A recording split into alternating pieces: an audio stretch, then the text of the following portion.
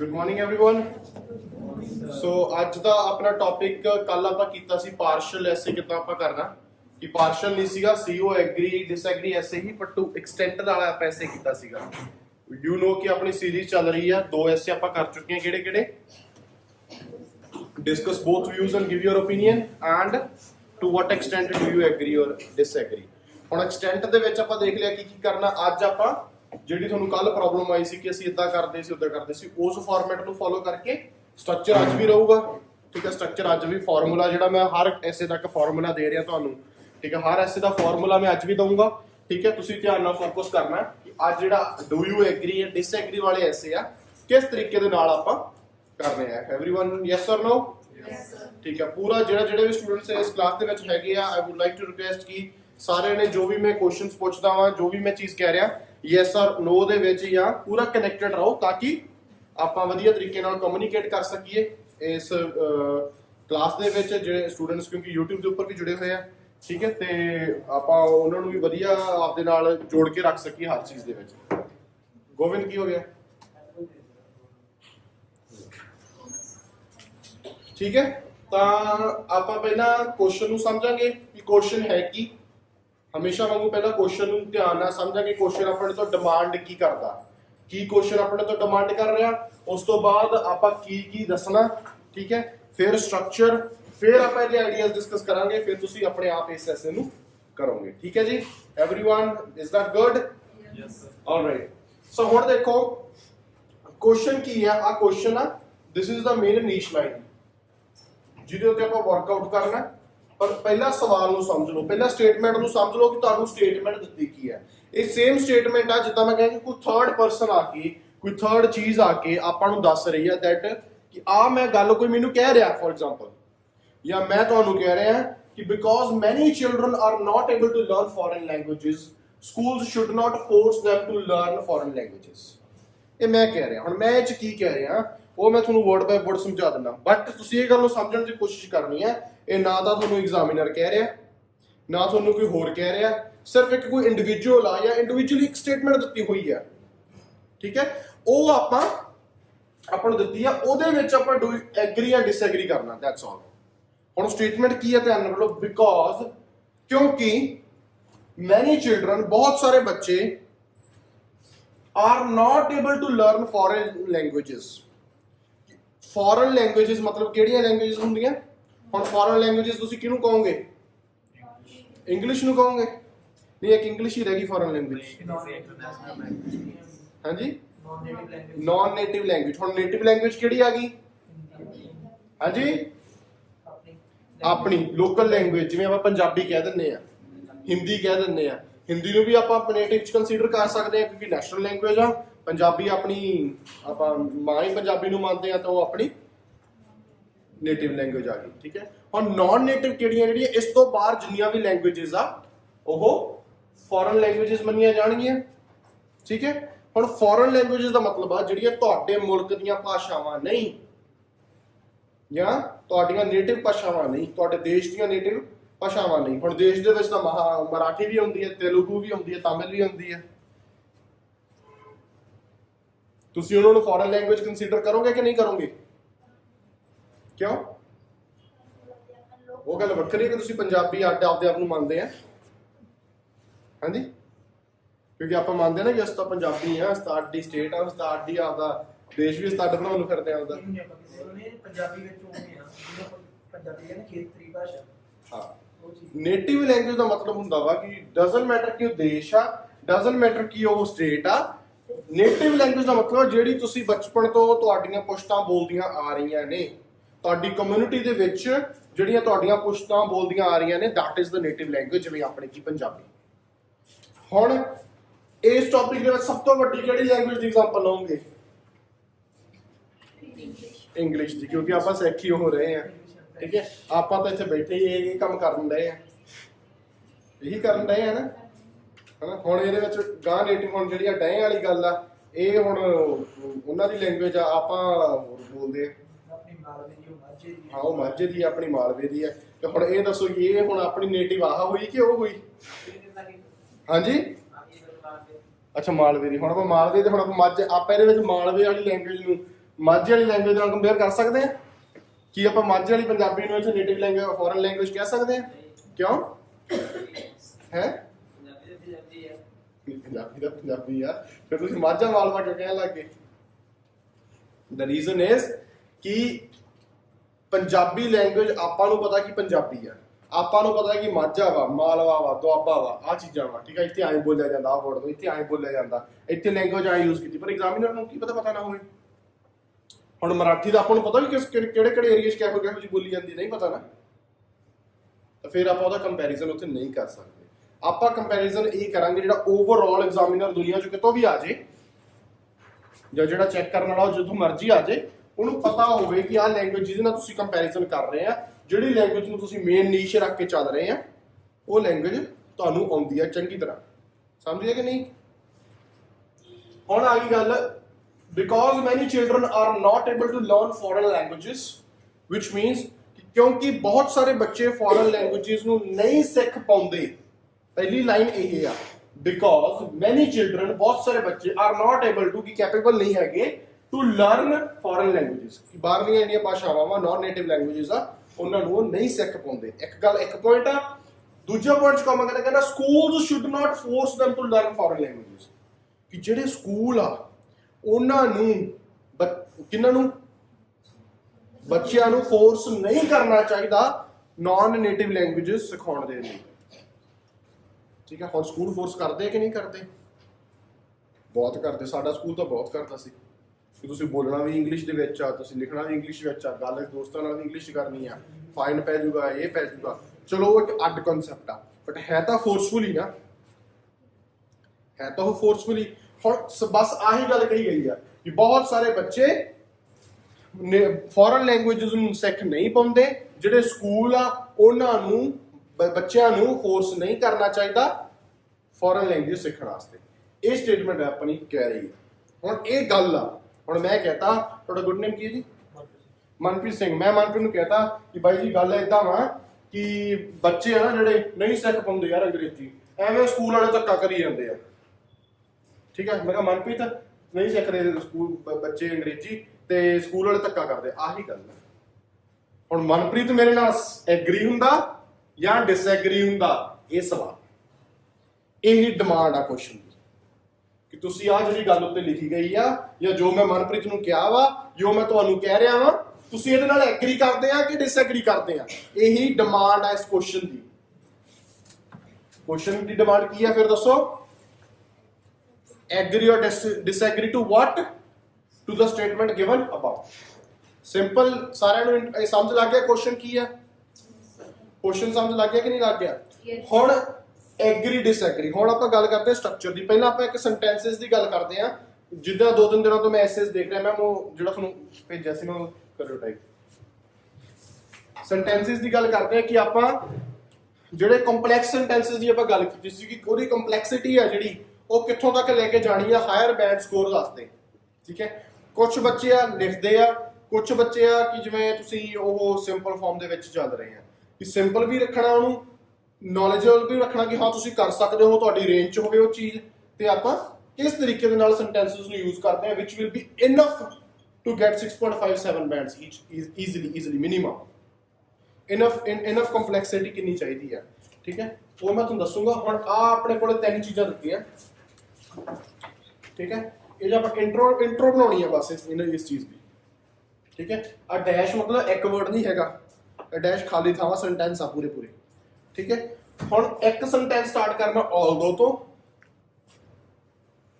ਤੋਂ, ਇੱਕ ਦੇ ਵਿੱਚ ਸੋ ਦੈਟ ਆਉਂਦਾ, ਇੱਕ ਦੇ ਵਿੱਚ ਬਿਕੋਜ਼ ਤੋਂ ਸ਼ੁਰੂ ਹੁੰਦਾ।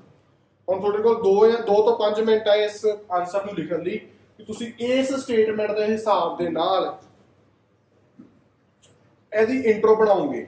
ਫਿਰ ਮੈਂ ਤੁਹਾਨੂੰ ਦੱਸੂਗਾ ਕਿਵੇਂ ਬਣਾਓਗੇ। ਆਲਦੋ ਤੋਂ ਸਟਾਰਟ ਕਰਨਾ,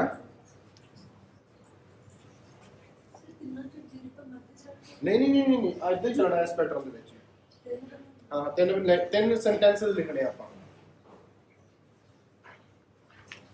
ਆਲਦੋ ਤੋਂ ਸਟਾਰਟ ਕਰਕੇ so that because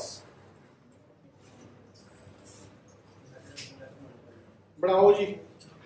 ਤੁਸੀਂ ਕੀ ਬਣਾਓਗੇ ਸੈਂਟੈਂਸ ਦਾ? अलग अलग तीन बन गए बिल्कुल तीन सेंटेंसेस है एक ऑल्दो अगे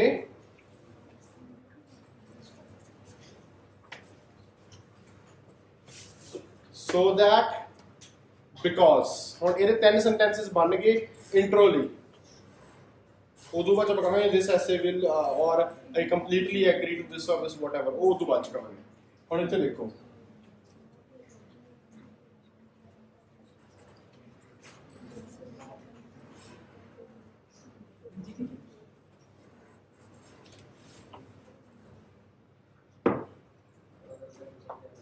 है कोई नहीं दिखा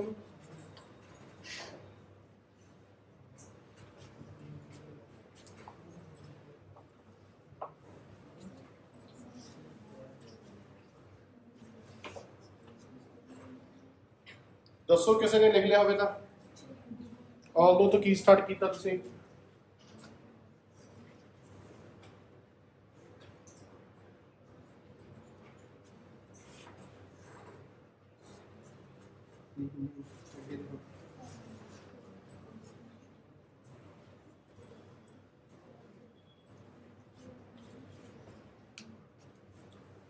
ਹੋਰ ਕੋਈ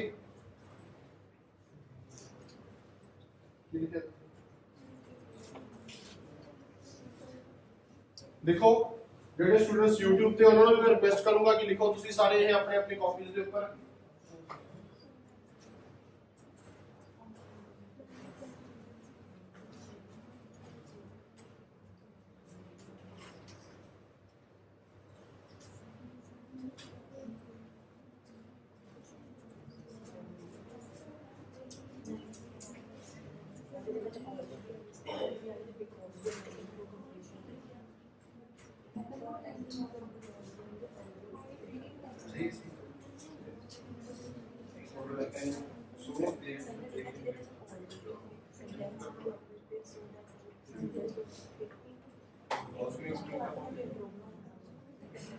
Everyone be silent.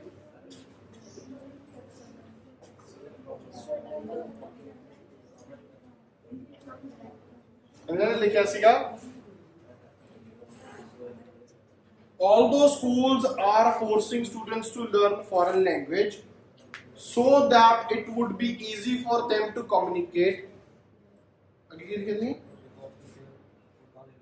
okay ਹੁਣ because ਦਾ ਮਤਲਬ ਕੀ ਹੈ be the cause because ਆਪਾਂ ਉਦੋਂ ਯੂਜ਼ ਕਰਨਾ ਵਾ ਜਦੋਂ ਕਿਸੇ ਚੀਜ਼ ਦਾ cause explain ਕਰਨਾ ਹੋਵੇ ਮੈਂ ਚਾਹ ਪੀ ਰਿਹਾ because ਜਾਂ ਤਾਂ ਮੇਰਾ ਜੀ ਕਰਦਾ because ਜਾਂ ਮੈਨੂੰ ਨੀਂਦ ਆਉਂਦੀ ਹੈ ਹੁਣ ਇਹਦਾ cause ਕੀ ਆ ਕਿ ਮੈਨੂੰ ਨੀਂਦ ਆ ਰਹੀ ਹੈ ਤਾਂ ਚਾਹ ਪੀਣੀ ਹੈ ਠੀਕ ਹੈ ਇਹ cause ਆ because ਉਦੋਂ ਹੀ ਯੂਜ਼ ਕਰਨਾ ਐਵੇਂ ਨਹੀਂ ਹਰ ਜਗ੍ਹਾ ਦੇ ਉੱਤੇ ਆਪਾਂ because ਨੂੰ ਫਿੱਟ ਕਰ ਦੇਣਾ because ਉਦੋਂ ਹੀ ਯੂਜ਼ ਕਰਨਾ ਜਦੋਂ ਕਿਸੇ ਚੀਜ਼ ਦਾ cause explain ਕਰਨਾ ਹੋਵੇ when something is being the cause of something ਉਦੋਂ ਆਪਾਂ because ਯੂਜ਼ ਕਰਨਾ ਹੁਣ ਚਲੋ ਪਹਿਲਾ ਸੈਂਟੈਂਸ ਇਹਨਾਂ ਦਾ ਸਹੀ ਹੈ ਦੂਜਾ ਸੈਂਟੈਂਸ ਕੋਈ ਹੋਰ ਦੱਸੂਗਾ ਬੋਲੋ ਤੁਸੀਂ ਕੀ ਲਿਖਿਆ ਕਿਸੇ ਨੇ ਦਪਿੰਦਰ ਕੀ ਲਿਖਿਆ ਤੁਸੀਂ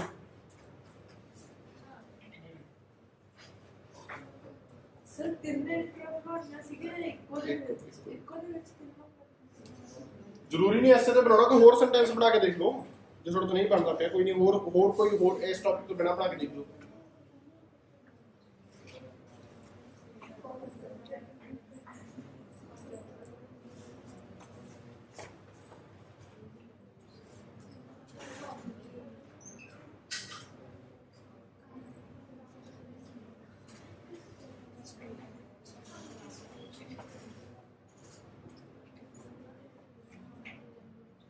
ਹੁਣ ਜੇ ਤੁਸੀਂ ਇਸ ਸਟੇਟਮੈਂਟ ਨਾਲ ਐਗਰੀ ਹੋਣਾ ਹੋਵੇ ਤੁਸੀਂ ਕਿੱਦਾਂ ਯੂਜ਼ ਕਰਦੇ ਆ although learning native language non-native languages for children is important so that they can get a better job or they can get better job opportunities in the future schools force students to learn non-native languages because of the same reason कह सकते हैं या because ਨੂੰ proper explain ਕਰ ਸਕਦੇ ਹਾਂ ਜਾਂ ਜਦੋਂ ਆਪਾਂ ਕਿਹਾ ਕਿ ਉਹ better opportunity ਨੂੰ ਮਿਲ ਜਾਵੇ ठीक है, ये कितना although learning non-native languages are important, yeah, although every school forces students to learn non-native languages so that they can develop a strong skill of that, yes, a strong skill of any other languages, yeah, any other language, because it is important for better job opportunities in the future. ਹੁਣ ਜਦੋਂ ਤੁਸੀਂ ਇਸ sentence ਦਾ breakdown ਕਰੋਗੇ ਨਾ, ਕੋਈ ਕਿਸੇ ਨੇ ਹੁਣ ਜਿਵੇਂ ਵੀਰ ਜੀ ਨੇ ਚੀਜ਼ ਲਿਖੀ ਆ, although schools are forcing students to learn foreign languages, ਹੁਣ ਇੱਥੇ ਦੇਖ ਲਓ, although schools are forcing students to learn foreign languages, ਇਹੀ ਲਿਖਿਆ, ਇਹੀ ਲਾਈਨ ਬਣਦੀ ਹੈ ਨਾ। ਹੁਣ ਗੱਲ ਸਿਰਫ ਇੰਨੀ ਕਿ ਜਿਹੜੀ ਤੁਹਾਨੂੰ ਮੈਂ ਸਮਝਾਉਣਾ ਚਾਹ ਰਿਹਾ, ਜਦੋਂ ਤੁਸੀਂ ਸੈਂਟੈਂਸਸ ਨੂੰ ਟਾਈਪ ਕਰਦੇ ਆ, ਇੱਕ ਮਿੰਟ ਵੀ ਹੈਲੋ, ਜਦੋਂ ਤੁਸੀਂ ਸੈਂਟੈਂਸਸ ਨੂੰ ਟਾਈਪ ਕਰਦੇ ਆ, ਜਿਹੜੀ ਗੱਲ ਮੈਂ ਤੁਹਾਨੂੰ ਸਮਝਾਉਣਾ ਚਾਹ ਰਿਹਾ ਵਾਂ, ਹੁਣ ਜੇ ਤੁਸੀਂ ਤੇ ਆਲਦੋ ਨਹੀਂ ਲਾਉਂਦੇ, ਸੈਂਟੈਂਸ ਫਿਰ ਸਹੀ ਹੈ ਕਿ ਗਲਤ ਆ? ਤੁਸੀਂ ਇਹਦਾ ਸਟਾਰਟ ਕਰ ਸਕਦੇ ਕਿ ਨਹੀਂ ਕਰ ਸਕਦੇ? ਫਿਰ ਵੀ ਕਰ ਸਕਦੇ ਆ। Schools are forcing students to learn foreign languages, ਗੱਲ ਸਹੀ ਹੈ। ਹੁਣ ਜਦੋਂ ਆਪਾਂ ਇੱਥੇ ਆਲਦੋ ਲਾਤਾ, ਇਹੀ ਛੋਟੀ ਜਿਹੀ ਕੰਪਲੈਕਸਿਟੀ ਹੈ ਜਿਹੜੀ ਆਪਾਂ ਐਡ ਕੀਤੀ ਹੈ। ਆਲਦੋ ਵਰਡ, ਚਾਹੇ ਉਹਦਾ ਮਤਲਬ ਹੈ ਚਾਹੇ ਮਤਲਬ ਨਹੀਂ ਹੈ, ਮੈਂ ਨਹੀਂ ਕਹਿ ਰਿਹਾ ਉਹਦਾ ਮਤਲਬ ਨਹੀਂ ਹੈ। ਆਪਾਂ ਨੂੰ ਐਜ਼ ਆਲਦੋ ਨੂੰ ਪੰਜਾਬੀ ਚ ਆਪਾਂ ਕੀ ਕਹਿ ਦਿੰਦੇ ਆ? ਹੈ ਭਾਵੇਂ। ਯਾਰ ਭਾਵੇਂ ਸਕੂਲਸ ਫੋਰਸ ਕਰਦੇ ਆ ਬੱਚਿਆਂ ਨੂੰ, ਪਰ ਉਹ ਤਾਂ ਕਰਦੇ ਆ ਕਿ ਉਹ ਇਸ ਚੀਜ਼ ਦਾ ਸਕਿੱਲ ਪੈਦਾ ਕਰ ਲੈਣ, ਬੱਚੇ ਇਸ ਸਕਿੱਲ ਦਾ, ਇਸ ਲੈਂਗੁਏਜ ਦਾ ਸਕਿੱਲ ਪੈਦਾ ਕਰ ਲੈਣ। ਕਿਉਂ? ਕਿਉਂਕਿ ਇਹਦਾ ਕਾਰਨ ਇਹ ਆ, ਇਹਦਾ ਕਾਜ਼ ਇਹ ਆ ਕਿ ਇਹ ਨਾਨ ਨੇਟਿਵ ਲੈਂਗੁਏजेस ਬੱਚਿਆਂ ਵਾਸਤੇ ਬੈਟਰ ਜੌਬ ਓਪਰਚੁਨਿਟੀਜ਼ ਪ੍ਰੋਵਾਈਡ ਕਰਦਾ ਫਿਊਚਰ ਦੇ ਵਿੱਚ। ਇਦਾਂ ਹੀ ਕਵਾਂਗੇ ਕਿ ਨਹੀਂ ਕਵਾਂਗੇ? ਹੁਣ ਤੁਸੀਂ ਜਿੰਨੇ ਵੀ ਸੋ ਦੈਟ ਆ ਬਿਕੋਜ਼ ਆ, ਜੇ ਤੁਸੀਂ ਜਿੰਨੇ ਵੀ ਸੈਂਟੈਂਸ ਲਿਖੇ ਹੋਣਗੇ, ਜੇ ਤੁਸੀਂ ਸਹੀ ਲਿਖੇ ਆ, ਸਹੀ ਗ੍ਰਾਮਰ ਨਾਲ ਲਿਖੇ ਆ, ਤੁਸੀਂ ਆਲਦੋ ਹਟਾ ਦੋਗੇ ਤਾਂ ਵੀ ਸੈਂਟੈਂਸ ਸਹੀ ਹੋਊਗਾ, ਸੋ ਦੈਟ ਹਟਾ ਦੋਗੇ ਤਾਂ ਵੀ ਸੈਂਟੈਂਸ ਸਹੀ ਹੋਊਗਾ, ਬਿਕੋਜ਼ ਹਟਾ ਦੋਗੇ ਤਾਂ ਵੀ ਸੈਂਟੈਂਸ ਸਹੀ ਹੋਊਗਾ, ਪਰ ਉਹ ਸਿੰਪਲ ਸੈਂਟੈਂਸ ਰਹੂਗਾ। ਸਮਝ ਲੱਗੀ ਕਿ ਨਹੀਂ ਲੱਗੀ? ਯੈਸ ਔਰ ਨੋ? ਠੀਕ ਹੈ, ਉਹ ਸੈਂਟੈਂਸ ਫਿਰ ਸਿੰਪਲ ਰਹੂਗਾ। ਪਰ ਬਸ ਇਹੀ ਕੁਝ ਚੀਜ਼ਾਂ ਵਾ, ਬਿਕੋਜ਼ ਨੂੰ ਸਹੀ ਜਗ੍ਹਾ ਤੇ ਯੂਜ਼ ਕਰਨਾ, ਆਲਦੋ ਨੂੰ ਸਹੀ ਜਗ੍ਹਾ ਤੇ ਯੂਜ਼ ਕਰਨਾ, ਸੋ ਦੈਟ ਨੂੰ ਸਹੀ ਜਗ੍ਹਾ ਤੇ ਯੂਜ਼ ਕਰਨਾ। ਕੋਈ ਜ਼ਿਆਦਾ ਟਫ ਵੋਕੈਬਲਰੀ ਆਪਾਂ ਯੂਜ਼ ਨਹੀਂ ਕਰਨੀ ਕਿ ਹਾਂ ਆਪਾਂ ਆ ਐਡ ਕਰ ਦਈਏ, ਨਾਟ ਓਨਲੀ ਬਟ ਆਲਸੋ ਵੀ ਕਰ ਸਕਦੇ ਆ, ਕਿ ਈਦਰ ਔਰ ਨੀਦਰ ਨੌਰ, ਇਹ ਸਾਰੇ ਜਿਹੜੇ ਵਰਡ ਆ ਇਹ ਤੁਹਾਨੂੰ ਪਤਾ ਹੋਣਾ ਚਾਹੀਦੀ। ਆਪਾਂ ਇਹਨਾਂ ਚੀਜ਼ਾਂ ਉੱਤੇ ਇੱਕ ਦਿਨ ਸਪੈਸ਼ਲ ਕਲਾਸ ਵੀ ਰੱਖਣੀ ਹੈ ਸੈਟਰਡੇ ਨੂੰ, ਮੋਸਟ ਪ੍ਰੋਬੇਬਲੀ ਆਫਟਰ ਦਾ ਮੌਕ ਟੈਸਟ ਔਰ ਸਮਥਿੰਗ।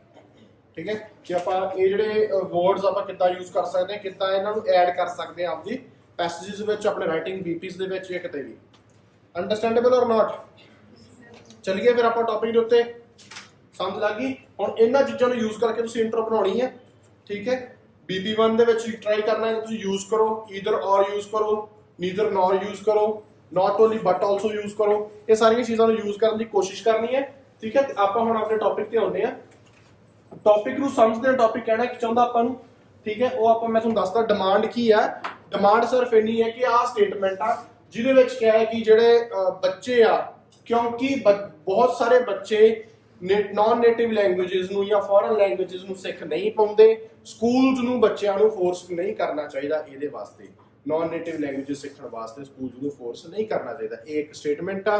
ਕੀ ਤੁਸੀਂ ਇਹਦੇ ਨਾਲ ਸਹਿਮਤ ਹੋ ਜਾਂ ਤੁਸੀਂ ਇਹਦੇ ਨਾਲ ਸਹਿਮਤ ਨਹੀਂ? ਇਹ ਸਵਾਲ। ਠੀਕ ਹੈ, ਹੁਣ ਇਹ ਤੋਂ ਬਾਅਦ ਆਪਾਂ ਇਹਦੇ ਪੁਆਇੰਟਸ ਡਿਸਕਸ ਕਰੀਏ ਕਿ ਕਿਹੜੇ ਸਹਿਮਤ ਦੇ ਪੁਆਇੰਟਸ ਕੀ ਹੋ ਸਕਦੇ ਤੇ ਨਾ ਸਹਿਮਤ ਹੋਣ ਦੇ ਪੁਆਇੰਟਸ ਕੀ ਹੋ ਸਕਦੇ।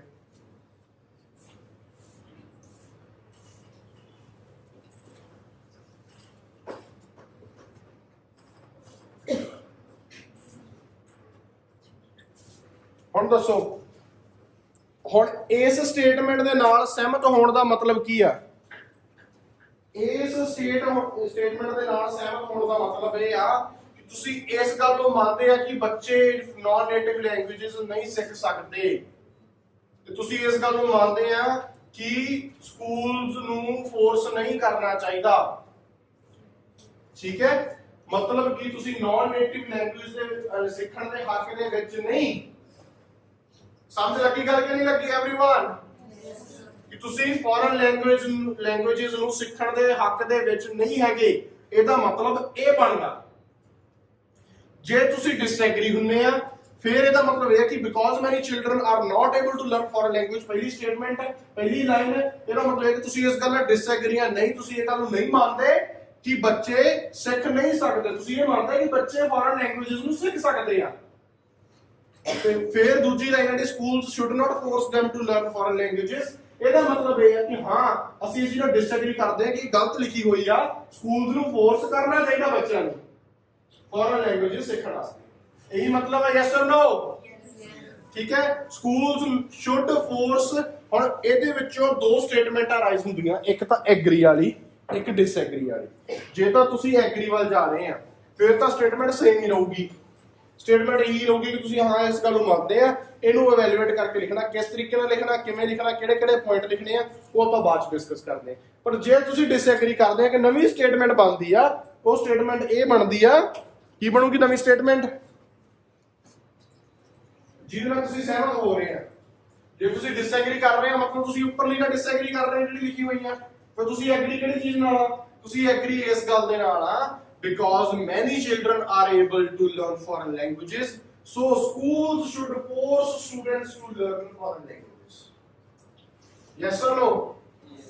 Disagree ਕਰਨਾ ਮਤਲਬ ਇਹ ਆ, ਜਦੋਂ ਤੁਸੀਂ ਇਸ ਚੀਜ਼ ਨਾਲ ਡਿਸਐਗਰੀ ਕਰ ਰਹੇ ਆ, ਇਸ ਪੁਆਇੰਟ ਤੱਕ ਆ ਚੁੱਕੇ ਆ, ਇਹਦਾ ਮਤਲਬ ਇਹ ਬਣਦਾ ਕਿ ਤੁਸੀਂ ਨੇਟਿਵ ਲੈਂਗੁਏजेस ਦੇ ਵਿੱਚ ਨਾਨ ਨੇਟਿਵ ਲੈਂਗੁਏजेस ਦੇ ਹੱਕ ਦੇ ਵਿੱਚ ਬੋਲਣਾ ਜਦੋਂ ਤੁਸੀਂ ਡਿਸਐਗਰੀ ਕਰਨਾ।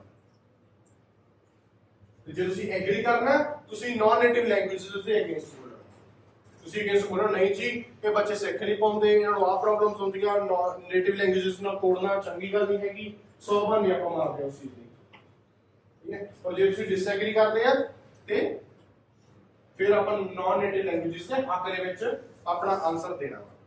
ਹੁਣ ਤੁਸੀਂ ਸੋਚਣੇ ਆ, ਮੈਂ ਤੁਹਾਨੂੰ 2 ਮਿੰਟ ਦੇ ਰਿਹਾ, ਇਦਾਂ ਹੀ ਇੱਕ ਲਾਈਨ ਬਣਾ ਕੇ ਐਗਰੀ ਡਿਸਐਗਰੀ ਦੀ, ਜਿਹੜੇ ਪਾਸੇ ਤੁਸੀਂ ਜਾਣਾ, ਐਗਰੀ ਜਾਓਗੇ ਕਿ ਡਿਸਐਗਰੀ ਜਾਓਗੇ, ਇਸ ਐਸੇ ਨਾਲ ਦੋਨੇ ਨਹੀਂ ਜਾਣਾ। ਐਗਰੀ ਜਾਓਗੇ ਕਿ ਡਿਸਐਗਰੀ? ਡਿਸਐਗਰੀ ਜਾਓਗੇ, ਤੁਸੀਂ ਆਪ ਤੋਂ ਨਾਨ ਨੇਟਿਵ ਲੈਂਗੁਏਜ ਸਿੱਖੀ ਹੈ। ਠੀਕ ਹੈ, ਹੁਣ ਗੱਲਾਂ ਦੋ ਆ, ਮੈਂ ਵਾਰ-ਵਾਰ ਇਹ ਗੱਲ ਕਹਿਣਾ ਹੁੰਦਾ, ਬਹੁਤ ਇੰਪੋਰਟੈਂਟ ਗੱਲ ਆ, ਸਾਰੇ ਕੰਨ ਖੋਲ ਕੇ ਸੁਣ ਲਓ। ਜਦੋਂ ਤੁਸੀਂ ਕੋਈ ਵੀ ਟੈਸਟ ਦੇ ਰਹੇ ਆ, ਚਾਹੇ ਉਹ ਆਇਲਸ ਦਾ ਟੈਸਟ ਆ, ਚਾਹੇ ਉਹ ਜ਼ਿੰਦਗੀ ਦਾ ਟੈਸਟ ਆ, ਚਾਹੇ ਜ਼ਿੰਦਗੀ ਦੀ ਕੋਈ ਸਿਚੁਏਸ਼ਨ ਆ, ਜਦੋਂ ਤੁਸੀਂ ਕੋਈ ਵੀ ਟੈਸਟ ਦੇ ਰਹੇ ਆ, ਕਿਸੇ ਵੀ ਸਿਚੁਏਸ਼ਨ 'ਚ ਬੈਠੇ ਆ, ਜਿਹੜਾ ਟਰੁੱਥ ਵਰਡ ਆ, ਸੱਚ ਵਰਡ ਆ, ਬੜਾ ਜ਼ਿਆਦਾ ਇੰਪੋਰਟੈਂਟ ਆ ਤੁਹਾਡੀ ਲਾਈਫ ਵਾਸਤੇ, ਤੁਹਾਡੇ ਰਾਈਟਿੰਗ ਵਾਸਤੇ ਵੀ, ਤੁਹਾਡੀ ਰੀਡਿੰਗ ਵਾਸਤੇ ਵੀ, ਤੁਹਾਡੀ ਲਾਈਫ ਵਾਸਤੇ ਵੀ, ਤੁਹਾਡੇ ਰਿਲੇਸ਼ਨਸ਼ਿਪ ਵਾਸਤੇ ਵੀ, ਹਰ ਚੀਜ਼ ਲਈ ਸੱਚ ਵਰਡ ਬੜਾ ਇੰਪੋਰਟੈਂਟ ਆ। ਕਿਉਂਕਿ ਜਦੋਂ ਕੋਈ ਬੰਦਾ ਸੱਚ ਬੋਲਦਾ ਨਾ ਤਾਂ ਉਸ ਸੱਚ ਦੇ ਨਾਲ ਉਸ ਬੰਦੇ ਵਿੱਚ ਕੌਨਫੀਡੈਂਸ ਹੁੰਦਾ ਕਿ ਹਾਂ ਮੈਂ ਆਹ ਚੀਜ਼ ਹੈਗਾ ਤੇ ਆਹ ਚੀਜ਼ ਮੈਂ ਕੀਤੀ ਆ। ਸਮਝਿਆ? ਉਸ ਚੀਜ਼ ਨਾਲ ਬੰਦੇ 'ਚ ਕੌਨਫੀਡੈਂਸ ਆਉਣ ਲੱਗ ਜਾਂਦਾ। ਹੁਣ ਤੁਸੀਂ ਸਾਰੇ ਆਇਲਸ ਕਰ ਰਹੇ ਆ, ਇੰਗਲਿਸ਼ ਸਿੱਖ ਰਹੇ ਆ, ਇੰਗਲਿਸ਼ ਸਿੱਖਣ ਦਾ ਮਤਲਬ ਹੈ ਕਿ ਤੁਸੀਂ ਇੱਕ ਨਾਨ ਨੇਟਿਵ ਲੈਂਗੁਏਜ ਨੂੰ ਸਿੱਖ ਰਹੇ ਆ ਕਿ ਨਹੀਂ ਸਿੱਖ ਰਹੇ? ਸਿੱਖ ਰਹੇ ਆ ਨਾ। ਨਾਨ ਨੇਟਿਵ ਲੈਂਗੁਏਜ ਨੂੰ ਸਿੱਖਣਾ ਮਤਲਬ ਤੁਸੀਂ ਸਾਰੇ ਸਪੋਰਟ ਕਰਦੇ ਆ, ਦਿਲੋਂ ਸਪੋਰਟ ਕਰਦੇ ਆ, ਇਹੀ ਮਤਲਬ ਬਣਦਾ। ਠੀਕ ਹੈ, ਤੁਸੀਂ ਸਾਰੇ ਨਾਨ ਨੇਟਿਵ ਲੈਂਗੁਏਜ ਨੂੰ ਸਿੱਖਣ ਨੂੰ ਸਪੋਰਟ ਕਰਦੇ ਆ। ਨਾਨ ਨੇਟਿਵ ਲੈਂਗੁਏਜ ਨੂੰ ਸਿੱਖਣ ਨੂੰ ਸਪੋਰਟ ਕਰਨ ਦਾ ਮਤਲਬ ਹੈ ਕਿ ਤੁਸੀਂ ਇਸ ਸਟੇਟਮੈਂਟ ਦੇ ਨਾਲ ਡਿਸਐਗਰੀ ਹੋਵੋਗੇ। Yes or no? ਡਿਸਐਗਰੀ ਹੋਵੋਗੇ ਨਾ ਤਾਂ ਫਿਰ ਮੈਂ ਇਹ ਹਮੇਸ਼ਾ ਸਾਰੇ ਸਟੂਡੈਂਟਸ ਨੂੰ ਸੁਜੈਸਟ ਕਰਦਾ, ਜਿੰਨਾ ਜੇ ਕੋਈ ਟੌਪਿਕ ਇਹੋ ਜਿਹਾ ਹੁੰਦਾ ਜਿਹੜਾ ਤੁਹਾਡੇ ਦਿਲ ਦੇ ਬਹੁਤ ਕਰੀਬ ਆ, ਕਿਉਂਕਿ ਇਹ ਵੀ ਦਿਲ ਦੇ ਬਹੁਤ ਕਰੀਬ ਹੈ, ਇਹ ਨਹੀਂ ਕੈਨੇਡਾ ਭੇਜਣਾ ਆਪਾਂ ਨੂੰ ਨਾਨ ਨੇਟਿਵ ਲੈਂਗੁਏਜ ਨੇ। ਠੀਕ ਹੈ, ਤਾਂ ਜਿਹੜਾ ਟੌਪਿਕ ਤੁਹਾਡੇ ਦਿਲ ਦੇ ਬਹੁਤ ਕਰੀਬ ਆ, ਜਾਂ ਤੁਹਾਨੂੰ ਤੁਹਾਡੀ ਲਾਈਫ ਨਾਲ ਰਿਲੇਟਡ ਕੋਈ ਟੌਪਿਕ ਆਉਂਦਾ, ਠੀਕ ਹੈ, ਕਿਉਂਕਿ ਇਹ ਵੀ ਤੁਹਾਡੀ ਲਾਈਫ ਨਾਲ, ਸਾਰਿਆਂ ਦੀ ਲਾਈਫ ਨਾਲ ਰਿਲੇਟਡ ਆ, ਮੈਂ ਪੜ੍ਹਾ ਰਿਹਾ, ਤੁਸੀਂ ਪੜ੍ਹ ਰਹੇ ਆ, ਇਹ ਇੱਕ ਨਾਨ ਨੇਟਿਵ ਲੈਂਗੁਏਜ।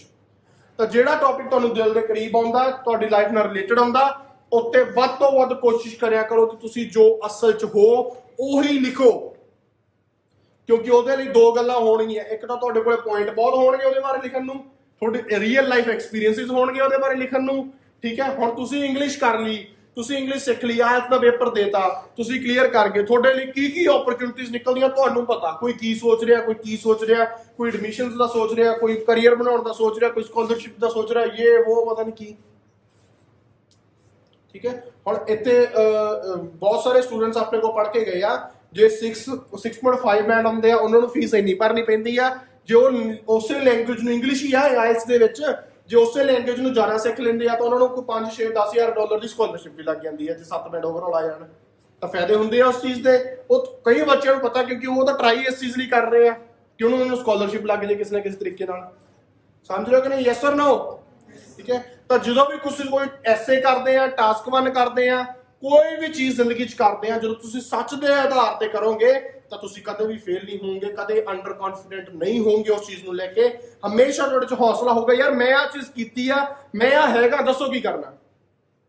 ਠੀਕ ਹੈ।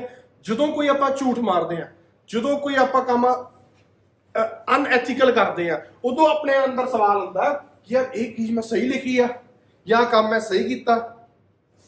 ਹੁਣ ਜ਼ਿੰਦਗੀ ਦੇ ਵਿੱਚ ਆਪਾਂ ਕਈ ਚੀਜ਼ਾਂ ਇਹੋ ਜਿਹੀਆਂ ਕਰ ਦਿੰਦੇ ਆ ਕਿ ਆਪਾਂ ਕਹਿੰਦੇ ਯਾਰ ਕਿ ਆਹ ਕੰਮ ਆਪਾਂ ਗਲਤ ਕਰ ਬੈਠੇ ਗਲਤੀ ਨਾਲ। ਠੀਕ ਹੈ। ਫਿਰ ਜਿੰਨਾ ਟਾਈਮ ਉਹ ਪ੍ਰੋਬਲਮ ਸੋਲਵ ਨਹੀਂ ਹੁੰਦੀ, ਜਿੰਨਾ ਟਾਈਮ ਤੁਹਾਡੇ ਆਇਲਸ ਦਾ ਰਿਜ਼ਲਟ ਨਹੀਂ ਹੁੰਦਾ, ਤੁਹਾਡੇ ਮਨ ਦੇ ਵਿੱਚ ਇਹੀ ਲੱਗਾ ਰਹਿਣਾ ਕਿ ਯਾਰ ਮੈਂ ਸਹੀ ਕੀਤਾ ਕਿ ਗਲਤ ਕੀਤਾ। ਪਰ ਇੱਕ ਵਾਰੀ ਤੁਸੀਂ ਐਥੀਕਲ ਕੰਮ ਕਰਤਾ, ਠੀਕ ਹੈ, ਇੱਕ ਵਾਰੀ ਤੁਸੀਂ ਐਥੀਕਲ ਕੰਮ ਕਰਨਾ। ਹੁਣ ਅਸੀਂ ਇਮੀਗ੍ਰੇਸ਼ਨ ਦਾ ਕੰਮ ਕਰਦੇ ਆ, ਫਾਈਲ ਲਾਉਣ ਦੇ ਕਈ ਤਰੀਕੇ ਆ। ਠੀਕ ਹੈ। ਇੱਕ ਸਹੀ ਤਰੀਕਾ ਵੀ ਹੁੰਦਾ, ਇੱਕ ਗਲਤ ਤਰੀਕਾ ਵੀ ਹੁੰਦਾ।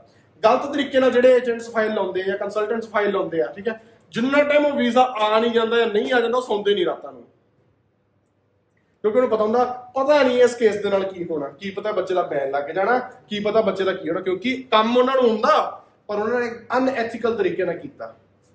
ਤਾਂ ਤੁਹਾਡੇ ਮਨ ਦੀ ਫੀਲਿੰਗ ਤੋਂ ਪਰੇ ਹੋ ਕੇ, ਸੱਚ ਤੋਂ ਪਰੇ ਹੋ ਕੇ ਕੋਈ ਵੀ ਚੀਜ਼ ਕਰਨਾ ਤੁਹਾਨੂੰ ਰਾਤਾਂ ਨੂੰ ਸੌਣ ਨਹੀਂ ਦਿੰਦੀ, ਚਾਹੇ ਉਹ ਆਇਲਸ ਦਾ ਪੇਪਰ ਆ, ਚਾਹੇ ਉਹ ਰਾਈਟਿੰਗ ਟਾਸਕ 2 ਆ, ਰਾਈਟਿੰਗ ਟਾਸਕ 1 ਆ, ਚਾਹੇ ਉਹ ਜ਼ਿੰਦਗੀ। ਮੈਂ ਆ, ਮੈਨੂੰ ਪਤਾ ਕਿ ਮੈਂ ਐਪਲੀਕੇਸ਼ਨ, ਹੁਣ ਜਿੰਨਾ ਤੁਹਾਡੇ ਵਿੱਚੋਂ ਬਹੁਤ ਸਾਰੇ ਬੱਚੇ ਮੇਰੇ ਕੋਲ ਵੀਜ਼ਾ ਦੀ ਕੰਸਲਟੈਂਸੀ ਲੈ ਕੇ ਗਏ ਆ, ਆਪਣੀ ਇਮੀਗ੍ਰੇਸ਼ਨ ਦੀ ਕੰਸਲਟੈਂਸੀ ਲੈ ਕੇ ਗਏ ਆ, ਤੁਹਾਨੂੰ ਪਤਾ ਹੋਊਗਾ ਮੈਂ ਤੁਹਾਨੂੰ ਸਾਫ਼-ਸਾਫ਼ ਦੱਸਿਆ ਕਿ ਆਹ ਗੱਲ ਏਦਾਂ ਹੋਣੀ ਆ, ਹੋਰ ਇਸ ਤੋਂ ਬਾਅਦ ਕੋਈ ਗੱਲ ਨਹੀਂ ਹੋਣੀ। ਠੀਕ ਹੈ। ਤੁਹਾਨੂੰ ਪਤਾ ਵੀ ਹੋਊਗਾ ਮੈਂ ਕਹਿਣਾ ਹੁੰਦਾ ਕਿ ਜੇ ਮੇਰੀ ਵਜ੍ਹਾ ਕਰਕੇ ਵੀਜ਼ਾ ਰਿਫਿਊਜ਼ ਹੁੰਦਾ, ਕਾਲਜ ਕੋਰਸ ਜਿਹੜੀਆਂ ਚੀਜ਼ਾਂ ਮੇਰੇ ਹੱਥ ਦੇ ਵਿੱਚ ਆ ਉਹਨਾਂ ਕਰਕੇ ਕਦੇ ਵੀਜ਼ਾ ਰਿਫਿਊਜ਼ ਹੁੰਦਾ, ਮੈਂ 10 ਲੱਖ ਰੁਪਏ ਦਾ ਨਾਮ ਦਊਂਗਾ। ਕਿਉਂ ਇੰਨਾ ਕੌਨਫੀਡੈਂਸ ਆ? ਕਿਉਂਕਿ ਜਿਹੜੀ ਚੀਜ਼ ਮੈਂ ਕਰ ਰਿਹਾ, ਮੈਂ ਐਗਜ਼ੀਕਿਊਟ ਉੱਤੇ ਬੈਠਾ ਕਰ ਰਿਹਾ, ਉਹਦੇ ਉੱਤੇ ਮੈਂ ਬਿਲਕੁਲ ਕੌਨਫੀਡੈਂਟ ਆ, ਕਿਉਂਕਿ ਉੱਥੇ ਮੈਂ ਸੱਚ ਬੋਲ ਰਿਹਾ, ਮੈਂ ਕੋਈ ਵੀ ਅਨਐਥੀਕਲ ਗੱਲ, ਕੋਈ ਵੀ ਝੂਠ ਉੱਤੇ ਨਹੀਂ ਬੋਲ ਰਿਹਾ। ਤਾਂ ਕਰਕੇ ਮੈਨੂੰ ਇੰਨਾ ਹੌਸਲਾ ਹੁੰਦਾ ਮੈਂ ਏਡੀ ਵੱਡੀਆਂ ਕਮਿਟਮੈਂਟਸ ਦੇ ਪਾਉਂਦਾ। ਮੇਰੇ ਜਿਹੜਾ ਨਾ ਮੈਨੂੰ ਰਾਤਾਂ ਨੂੰ ਕੋਈ ਨੀਂਦ ਦੀ ਪ੍ਰੋਬਲਮ ਆ, ਨਾ ਮੈਨੂੰ ਬੋਲਣ ਦੀ ਪ੍ਰੋਬਲਮ ਆ, ਨਾ ਮੈਨੂੰ ਆਫਿਸ ਆਉਣ ਲੱਗੇ ਡਰ ਲੱਗਦਾ, ਕਿਉਂਕਿ ਗਲਤ ਕੰਮ ਹੀ ਨਹੀਂ ਕੀਤਾ, ਝੂਠ ਕਿਸੇ ਨੂੰ ਬੋਲਿਆ ਨਹੀਂ ਕਿਸੇ ਤਰੀਕੇ ਦਾ। ਜਦੋਂ ਝੂਠ ਬੋਲੋਗੇ ਫਿਰ ਮੈਨੂੰ ਡਰ ਲੱਗੂਗਾ ਯਾਰ ਪਤਾ ਨਹੀਂ ਕਿਹੜਾ ਮੱਥੇ ਲੱਗ ਜਾਣਾ ਜਾਂਦੇ ਸਾਰੀ। ਡਰ ਲੱਗਦਾ ਕਿ ਨਹੀਂ ਲੱਗਦਾ ਆਪਾਂ ਨੂੰ ਜਦੋਂ ਆਪਾਂ ਜ਼ਿੰਦਗੀ ਘਰਦਿਆਂ ਨੂੰ ਕੋਈ ਝੂਠ ਬੋਲਦੇ ਆ? ਜਿੱਦਣ ਹੁਣ ਤੁਸੀਂ ਸਾਰੇ ਬੱਚੇ ਇੱਥੇ ਹੁੰਦੇ ਆ, ਠੀਕ ਆ, ਤੁਸੀਂ ਇੱਥੇ ਆ ਗਏ, ਤੁਸੀਂ ਬੱਸ ਸਟੈਂਡ, ਤੁਸੀਂ ਛੁੱਟੀ ਹੋ ਗਈ ਤੁਹਾਨੂੰ 4-5 ਵਜੇ, ਠੀਕ ਹੈ, ਤੁਸੀਂ ਘਰੇ ਗਏ 6 ਵਜੇ, ਘੰਟਾ ਤੁਸੀਂ ਗੇੜੀਆਂ ਕੱਢੀਆਂ। ਕਰਦੇ ਹੀ ਆ, ਬਹੁਤ ਬੱਚੇ ਕਰਦੇ, ਮੈਂ ਆਪ ਦੇਖਦਾ ਬਾਜ਼ਾਰ 'ਚ ਆਪਣੇ ਇੰਸਟੀਚਿਊਟ ਦੇ ਬੱਚੇ, ਤੁਸੀਂ ਘੰਟਾ ਕੱਢਦੇ ਗੇੜੀਆਂ। ਠੀਕ ਹੈ। ਹੁਣ ਮੈਂ ਤੁਹਾਨੂੰ ਉੱਥੇ ਦੇਖ ਲਿਆ, ਤੁਸੀਂ ਮੇਰੀ ਗੱਡੀ ਦੇਖੀ ਬਾਜ਼ਾਰ 'ਚ ਜਾਂਦੀ, ਤੁਹਾਨੂੰ ਐ ਲੱਗਣਾ ਘਰੇ ਜਾਂਦੇ ਜਾਂ ਤਾਂ ਛਿੱਤਰ ਪੈਣੇ, ਜੇ ਸਰ ਨੇ ਘਰੇ ਫੋਨ ਕਰਤਾ ਪਤਾ ਨਹੀਂ ਕੀ ਹੋਣਾ, ਕਿਉਂਕਿ ਤੁਸੀਂ ਕੰਮ ਝੂਠਾ ਕੀਤਾ। ਤੁਸੀਂ ਕੰਮ ਝੂਠਾ ਕੀਤਾ ਹੋਊਗਾ, ਤੁਹਾਡੇ ਮਨ 'ਚ ਡਰ ਪੈਦਾ ਹੋਊਗਾ। ਇਦਾਂ ਹੀ ਜਦੋਂ ਤੁਸੀਂ ਆਪਦੇ ਵਿਊ ਪੁਆਇੰਟ ਤੋਂ ਸੱਚ ਤੋਂ ਪਰੇ ਹੋ ਕੇ ਲਿਖੋਗੇ, 13 ਦਿਨ ਜਿੰਨਾ ਟਾਈਮ ਆਇਆ ਦਾ ਰਿਜ਼ਲਟ ਰਿਹਾ ਤੁਹਾਨੂੰ ਐਂ ਲੱਗੀ ਜਾਣਾ ਪਤਾ ਨਹੀਂ ਕੀ ਹੋਣਾ। ਪਰ ਜੇ ਕੌਨਫੀਡੈਂਸ ਲਿਖਿਆ, ਜੇ ਹੁਣ ਤੁਸੀਂ ਕਿਤੇ ਗੇੜੇ ਕੱਢਣੇ ਆ, ਮੈਂ ਹੀ ਕਰਦਾ ਸੀ ਪਹਿਲਾਂ ਝੂਠ ਮਾਰਦਾ, ਘਰ ਦਾ ਡਰ ਲੱਗੀ ਜਾਣਾ ਯਾਰ ਘਰੇ ਜਾਂਦੇ ਚੱਲ ਛਿੱਤਰ ਪੈਣੇ, ਜਾਂ ਜੇ ਪਤਾ ਲੱਗ ਗਿਆ ਤਾਂ ਪੈਣਗੀਆਂ, ਜੇ ਨਾ ਪਤਾ ਲੱਗਿਆ ਤਾਂ ਵੱਖਰੀ ਗੱਲ ਆ, ਪਰ ਜੇ ਪੈ ਗਈਆਂ ਫਿਰ ਚੰਗੀ ਤਰ੍ਹਾਂ ਪੈਣਗੀਆਂ, ਇਹ ਵੀ ਪਤਾ ਹੈ ਪੈਂਦੀਆਂ ਨਾ ਜੇ ਝੂਠ ਮਾਰਦੇ ਆ। ਪਰ ਮੈਂ ਫਿਰ ਐਂਡ ਤੱਕ ਕੀ ਸਕੀਮ ਬਣਾਈ, ਮੈਂ ਆਪਦੇ ਪੇਰੈਂਟਸ ਨੂੰ ਆਪਦੇ ਨਾਲ ਇੰਨਾ ਕੰਫਰਟੇਬਲ ਕਰ ਲਿਆ, ਮੈਂ ਹਰ ਗੱਲ ਦੱਸਣ ਲੱਗ ਗਿਆ, ਛੋਟੀ ਗੱਲ ਤੋਂ ਲੈ ਕੇ ਵੱਡੀ ਗੱਲ, ਚੰਗੀ ਗੱਲ ਤੋਂ ਲੈ ਕੇ ਹਰ ਤਰੀਕੇ ਦੀ ਮਾੜੀ ਗੱਲ, ਸਾਰਾ ਦੱਸਣ ਲੱਗ ਗਿਆ ਮੈਂ ਜਿਹੜੇ ਘਰੇ। ਜੇ ਕਿਤੇ ਬਾਹਰ ਵੀ ਜਾਣਾ, ਕਿਤੇ ਘੁੰਮਣ ਵੀ ਜਾਣਾ ਜਾਂ ਚੋਰੀ ਵੀ ਜਾਣਾ, ਜਿੱਥੇ ਚੋਰੀ ਵੀ ਕਰ ਉੱਥੇ ਹੋਣਾ, ਹਾਂਜੀ ਮੈਂ ਚੱਲਿਆ, ਕੋਈ ਨਹੀਂ ਮੈਂ ਘੰਟਾ ਰੁਕ ਕੇ ਆਊਂਗਾ। ਉਹ ਜਦੋਂ ਗੱਲ ਪਤਾ ਕੀ ਘਰਦਿਆਂ ਨੂੰ ਪਤਾ ਇਸ ਗੱਲ ਦਾ, ਪਤਾ ਕਿ ਐਗਜ਼ਾਮੀਨਰ ਨੂੰ ਪਤਾ ਕਿ ਤੁਸੀਂ ਇੰਗਲਿਸ਼ ਸਿੱਖ ਰਹੇ ਆ, ਸਿੱਖ ਕੇ ਪੇਪਰ ਦਿੱਤਾ, ਠੀਕ ਹੈ। ਜਦੋਂ ਇਹ ਚੀਜ਼ ਆ ਜਾਂਦੀ ਹੈ ਮਨ ਦੇ ਵਿੱਚ, ਫਿਰ ਥੋੜਾ ਜਿਹਾ ਹੌਸਲਾ ਪੈਦਾ ਹੋ ਜਾਂਦਾ, ਫਿਰ ਇਹ ਚੀਜ਼ ਦਾ ਕੀ ਹੋ ਜਾਂਦਾ, ਹੌਸਲਾ ਪੈਦਾ ਹੋ ਜਾਂਦਾ ਕਿ ਤੁਸੀਂ ਇਹ ਚੀਜ਼ ਸਹੀ ਕੀਤੀ ਆ, ਕੋਈ ਗੱਲ ਨਹੀਂ। ਘਰਦਿਆਂ ਨੂੰ ਪਤਾ ਜੇ ਅਸੀਂ ਘੰਟਾ 2 ਘੰਟੇ ਲੇਟ ਵੀ ਚਲੇ ਗਏ, ਉਹਨਾਂ ਨੂੰ ਪਤਾ ਕਿ ਅਸੀਂ ਲੇਟ ਆਉਣਾ, ਫਿਰ ਤੁਹਾਡੇ ਮਨ 'ਚੋਂ ਡਰ ਖਤਮ ਹੋ ਜਾਂਦਾ। ਪਹਿਲੀ 2 ਗੱਲਾਂ ਉਹਦੇ ਨਾਲ ਹੁੰਦੀਆਂ, ਪਹਿਲੀ ਗੱਲ ਡਰ ਖਤਮ ਹੁੰਦਾ, ਹੌਸਲਾ ਬਣਦਾ, ਦੂਜੀ ਗੱਲ ਉਹਦੇ ਰਿਜ਼ਲਟ ਚੰਗੇ ਆਉਂਦੇ ਆ ਜ਼ਿੰਦਗੀ 'ਚ, ਅਗਲੇ ਪੜਾਵਾਂ ਤੇ ਜਾ ਕੇ ਉਹਦੇ ਰਿਜ਼ਲਟ ਬੜੇ ਚੰਗੇ ਹੁੰਦੇ ਆ। ਇਦਾਂ ਹੀ ਜਦੋਂ ਆਇਲਸ ਦਾ ਪੇਪਰ ਦੋਗੇ, ਜਿਹੜਾ 13 ਦਿਨ ਤੁਹਾਡਾ ਰਿਜ਼ਲਟ ਨਹੀਂ ਆਉਣਾ, ਉਹ 'ਚ ਹੌਸਲਾ ਹੋਊਗਾ ਤੇ ਰਿਜ਼ਲਟ ਵੀ ਚੰਗਾ ਹੋਊਗਾ। ਤਾਂ ਜ਼ਿੰਦਗੀ ਨਾਲ ਤੁਸੀਂ ਕਿਸੇ ਵੀ ਚੀਜ਼ ਨੂੰ ਰਿਲੇਟ ਕਰ ਸਕਦੇ ਆ। ਜ਼ਿੰਦਗੀ ਹਮੇਸ਼ਾ ਤੁਹਾਨੂੰ ਕਨੈਕਸ਼ਨ 'ਚ ਜੋੜ ਕੇ ਰੱਖਦੀ ਹੈ, ਰਿਲੇਸ਼ਨ ਦੇ ਵਿੱਚ ਬਣਾ ਕੇ ਰੱਖਦੀ ਹੈ ਕਿ ਤੁਸੀਂ ਪਲ ਪਲ ਤੇ ਕਦਮ ਕਦਮ ਤੇ ਚੀਜ਼ਾਂ ਨੂੰ ਸਿੱਖ ਸਕੋ। ਤਾਂ ਸੱਚ ਬੋਲਣਾ ਬਹੁਤ ਹੀ ਜ਼ਿਆਦਾ ਜ਼ਰੂਰੀ ਆ। ਚਾਹੇ ਤੁਸੀਂ ਕੋਈ ਵੀ ਐਸੇ ਕਰ ਰਹੇ ਆ, ਸੱਚ ਦੇ ਆਧਾਰ ਤੇ ਆਪਦੇ ਆਨਸਰਸ ਦਿਆ ਕਰੋ ਤਾਂ ਕਿ ਤੁਹਾਡਾ ਫਾਇਦਾ ਹੋ ਸਕੇ, ਤੁਹਾਡੇ 'ਚ ਕੌਨਫੀਡੈਂਸ ਬਣ ਸਕੇ ਤੇ ਤੁਹਾਨੂੰ ਉਹਨਾਂ ਚੀਜ਼ਾਂ ਦੇ ਰਿਜ਼ਲਟ ਵੀ ਵਧੀਆ ਮਿਲਣ। ਹੁਣ ਆਪਾਂ ਕੀ ਕਰ ਰਹੇ ਸੀਗੇ, ਜਿਹੜੀ ਦੂਜੀ ਸਟੇਟਮੈਂਟ ਬਣਦੀ ਹੈ ਡਿਸਐਗਰੀਮੈਂਟ ਦੀ ਸਟੇਟਮੈਂਟ ਕੀ ਬਣਦੀ ਹੈ? डिसएग्रीमेंट की स्टेटमेंट में आप लिखियो कि because many children are able to learn foreign languages. Disagreement कोई नहीं, लिख दो, कोई गल नहीं, चलो दोनों पासे डिसएग्रीमेंट।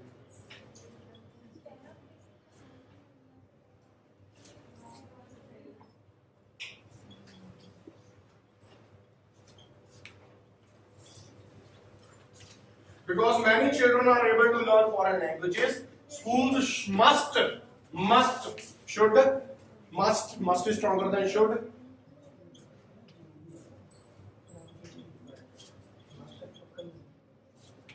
Must stronger ਹੁੰਦਾ should ਨਾਲੋਂ, should ਤੇ must ਦਾ almost ਮਤਲਬ ਸੇਮ ਆ ਕਿ ਉਹਨੂੰ ਕਰਨਾ ਚਾਹੀਦਾ ਤੇ ਕਰਨਾ ਹੀ ਚਾਹੀਦਾ।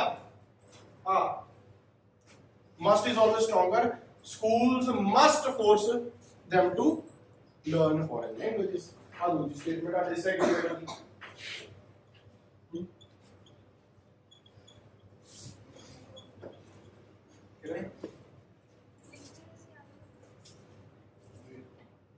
यदि एग्री होना फिर ऐसे मैंने सोचना है डिसएग्री होना फिर ऑलरेडी मैं लिख दिया।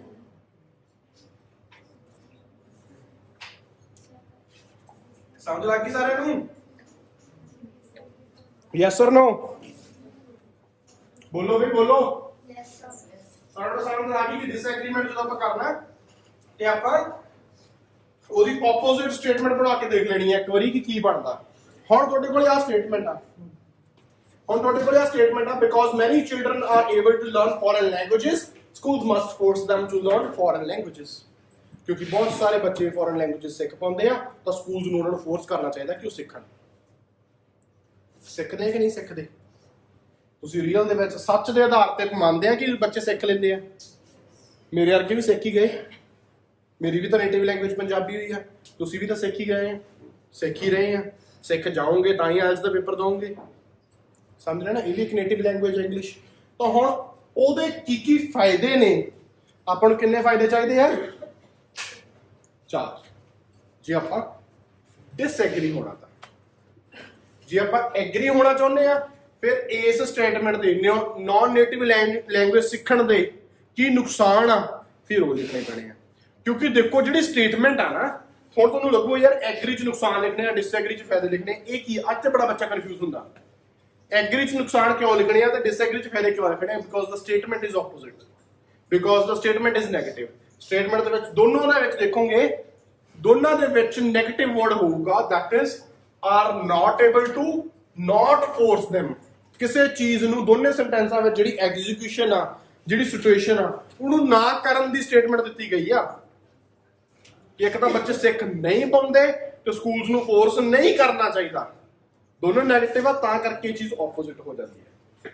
एवरीवन अंडरस्टैंड और नो? यस और नो? ठीक है, बी वेरी लाउड।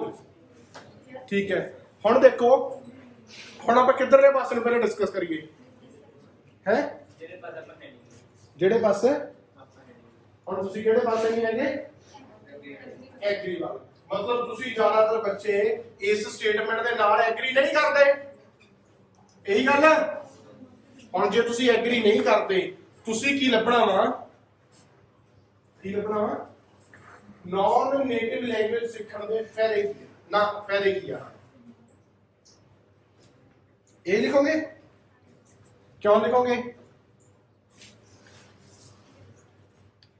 ਫਿਰ ਹੋ ਗਿਆ ਨਾ ਕਨਫਿਊਜ਼ ਉਸੇ ਗੱਲ 'ਚ। ਫਾਇਦੇ ਕਿਉਂ ਲਿਖੋਗੇ ਯਾਰ? ਉਹ ਸਟੇਟਮੈਂਟ 네ਗੇਟਿਵ ਆ। ਜਿਹੜੇ ਵੀ ਨॉन नेटिव लैंग्वेज ਸਿੱਖਣ ਦੇ ਵਿੱਚ ਉਹ ਵੀ ਨਹੀਂ ਸਿੱਖਣ ਦੇ ਫਾਇਦੇ ਕੀ? नहीं सीखण दे फायदे की है? आही गल है, नहीं सीखण दे फायदे की है? एग्री च आउणगे ते सीखण दे फायदे की है? डिसएग्री च आउणगे। हुण एग्री नूं पहले डिस्कस करदे आ ते देखो, पहला जे आपां इंग्लिश ना सीखीए तां ओहदे की फायदे आपां, या आपां कोई होर लैंग्वेज जिहड़ी आ पंजाबी तो बिना ना सीखीए तां ओहदा आपां नूं कोई फायदा है या नहीं? अगर है तां ओह की? ਲੱਭਣਾ ਜ਼ਰੂਰ ਹੈ, ਦਿਮਾਗ ਤੇ ਜ਼ੋਰ ਜ਼ਰੂਰ ਪਾਉਣਾ। ਕੋਈ ਨਹੀਂ ਡਿਸਐਗਰੀ ਤਾਂ ਕਰ ਲੈਣਾ, ਫਾਇਦੇ ਤਾਂ ਆਪਾਂ ਨੂੰ ਬਹੁਤ ਸਾਰੇ ਪਤਾ ਵਾ। ਦੱਸੋ ਬਈ। ਹਾਂ ਠੀਕ ਹੈ, ਕੀ ਹੁੰਦਾ? ਹੈਲੋ, ਇਹਨਾਂ ਨੇ ਕਿਹਾ ਆਪਦੀ ਲੈਂਗੁਏਜ, ਆਪਦੀ ਮਾਂ ਬੋਲੀ ਨਹੀਂ ਛੱਡਣੀ ਚਾਹੀਦੀ। ਬਹੁਤ ਸਟਰੋਂਗ ਵਰਡ ਹੈ, ਆਪਦੀ ਮਾਂ ਬੋਲੀ ਨਹੀਂ ਛੱਡਣੀ ਚਾਹੀਦੀ, ਕਿ ਆਪਦੀ ਮਾਂ ਬੋਲੀ ਨੂੰ ਸੰਭਾਲ ਕੇ ਰੱਖਣਾ ਚਾਹੀਦਾ। ਜੇ ਆਪਾਂ ਪੰਜਾਬ 'ਚ ਰਹਿੰਦੇ ਆ ਤਾਂ ਪੰਜਾਬੀ ਨੂੰ ਸੰਭਾਲ ਕੇ ਰੱਖਣਾ ਚਾਹੀਦਾ। ਪਰ ਤਰਾਸਦੀ ਹੈ ਪੰਜਾਬ ਦੀ ਕਿ ਕਿਸੇ ਨੇ ਪੰਜਾਬੀ ਨੂੰ ਨਹੀਂ ਸਾਂਭਿਆ। ਠੀਕ ਹੈ, ਨਹੀਂ ਸਾਂਭਿਆ। ਅਸੀਂ ਸਾਂਭਣ ਦੀ ਕੋਸ਼ਿਸ਼ ਕਰਦੇ ਸੀ ਕਿ ਚਲ ਕੋਈ ਗੱਲ ਨਹੀਂ। ਮੈਂ ਤਾਂ ਆਪਣੀਆਂ ਸਪੀਚਾਂ ਵੀ ਜਿਹੜੀਆਂ ਅੰਗਰੇਜ਼ੀ ਸਟਾਰਟ ਕਰਤੀਆਂ ਸੀਗੀਆਂ, ਸਾਰਾ ਅੰਗਰੇਜ਼ੀ ਕਰਦਾ, ਉਹਨੂੰ ਵੀ ਪੰਜਾਬੀ 'ਚ ਲੈ ਆਇਆ ਸੀ। ਪਰ ਨਹੀਂ ਮੰਨੇ, ਆਇਲਸ ਸੈਂਟਰ ਖੁਲਵਾ ਕੇ ਹਟੇ, ਕਿਉਂਕਿ ਜਾਣੇ ਸਾਰਿਆਂ ਨੇ ਬਾਹਰ ਆ, ਹੋਰ ਤਾਂ ਬਿਜ਼ਨਸ ਨਹੀਂ ਚੱਲਦਾ ਕੋਈ। ਸੱਚ ਗੱਲ ਆ, ਜੋ ਸੱਚ ਆ ਉਹ ਸੱਚ ਆ। ਠੀਕ ਹੈ, ਤਰਾਸਦੀ ਆਪਣੀ ਹੈ ਕਿ ਆਪਾਂ ਮਾਂ ਬੋਲੀ ਨੂੰ ਨਹੀਂ ਬਚਾਇਆ। ਪਰ ਇੱਕ ਪੁਆਇੰਟ ਆ, ਪੁਆਇੰਟਾਂ ਦੇ ਵਿੱਚ ਆਪਾਂ ਮਾਂ ਬੋਲੀ ਦੀ ਗੱਲ ਬਾਈ ਜੀ ਜ਼ਰੂਰ ਕਰ ਸਕਦੇ ਹਾਂ। ਪੁਆਇੰਟਾਂ ਕੀ ਹੈ? ਦੇਖੋ, ਜੇ ਹੁਣ ਤੁਸੀਂ ਸਾਰੇ ਆਇਲਸ ਕਰਕੇ ਬਾਹਰ ਜਾਓਗੇ, ਤੁਹਾਡੀ ਅਗਲੀ ਪੀੜ੍ਹੀ ਨੇ ਆ ਕੇ ਕਿਤੇ ਪੰਜਾਬੀ ਥੋੜੀ ਸਿੱਖੀ ਹੋਣੀ ਇੱਥੇ। ਗੋਰਿਆਂ ਦੇ ਸਕੂਲਾਂ 'ਚ ਪੜ੍ਹਨਾ, ਗੋਰਿਆਂ ਦੇ ਸਕੂਲਾਂ 'ਚ ਹੀ ਰਹਿਣਾ, ਗੋਰਿਆਂ ਦੇ ਨਾਲ ਹੀ ਰਹਿਣਾ, ਗੋਰਿਆਂ ਦੇ ਨਾਲ ਹੀ ਖਾਣਾ ਤੇ ਗੋਰੀ ਹੀ ਭਾਸ਼ਾ ਬੋਲਣੀ। ਗੋਰੀ ਲੱਗਣੀ, ਗੋਰੀ ਵੀ ਲੱਭਣੀ, ਗੋਰੀ ਵੀ ਭਾਸ਼ਾ ਬੋਲਣੀ, ਗੋਰੇ ਜਵਾਕ, ਸਾਰਾ ਕੁਝ ਗੋਰਾ ਗੋਰਾ ਇਹੀ ਹੋਣਾ।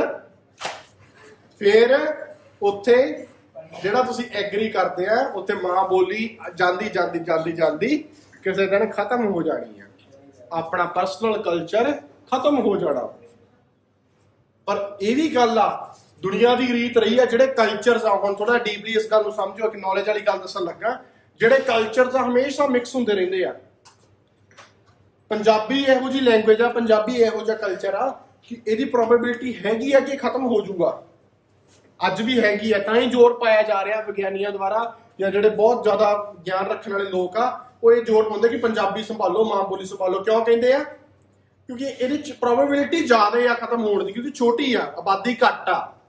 ਨਹੀਂ ਤਾਂ ਕੀ ਹੁੰਦਾ, ਜਿੱਥੇ ਆਬਾਦੀ ਜ਼ਿਆਦਾ ਹੋਵੇ, ਠੀਕ ਆ, ਹੁਣ ਤੁਸੀਂ ਕੈਨੇਡਾ ਚਲੇ ਗਏ, ਅਮਰੀਕਾ ਚਲੇ ਗਏ, ਸੈਟਲ ਹੋ ਗਏ, ਤੁਹਾਡੀ ਜਿਹੜੀ ਮਦਰ ਲੈਂਗੁਏਜ ਤੁਹਾਡੇ ਆਉਣ ਵਾਲੀਆਂ ਪੀੜ੍ਹੀਆਂ ਦੀ ਚੇਂਜ ਹੁੰਦੀ ਗਈ। ਪਰ ਮੇਰੇ ਵਰਗੇ ਜਿਹੜੇ ਰਹਿ ਗਏ, ਜੇ ਉਹ ਜ਼ਿਆਦਾ ਮਾਤਰਾ ਦੇ ਵਿੱਚ ਹੋਣ ਤਾਂ ਜਿਹੜੇ ਪੰਜਾਬ 'ਚ ਆ ਕੇ ਬਾਹਰੋਂ ਵਸਣਗੇ, ਉਹਨਾਂ ਨੂੰ ਪੰਜਾਬੀ ਬਣਾ ਦੇਣਗੇ।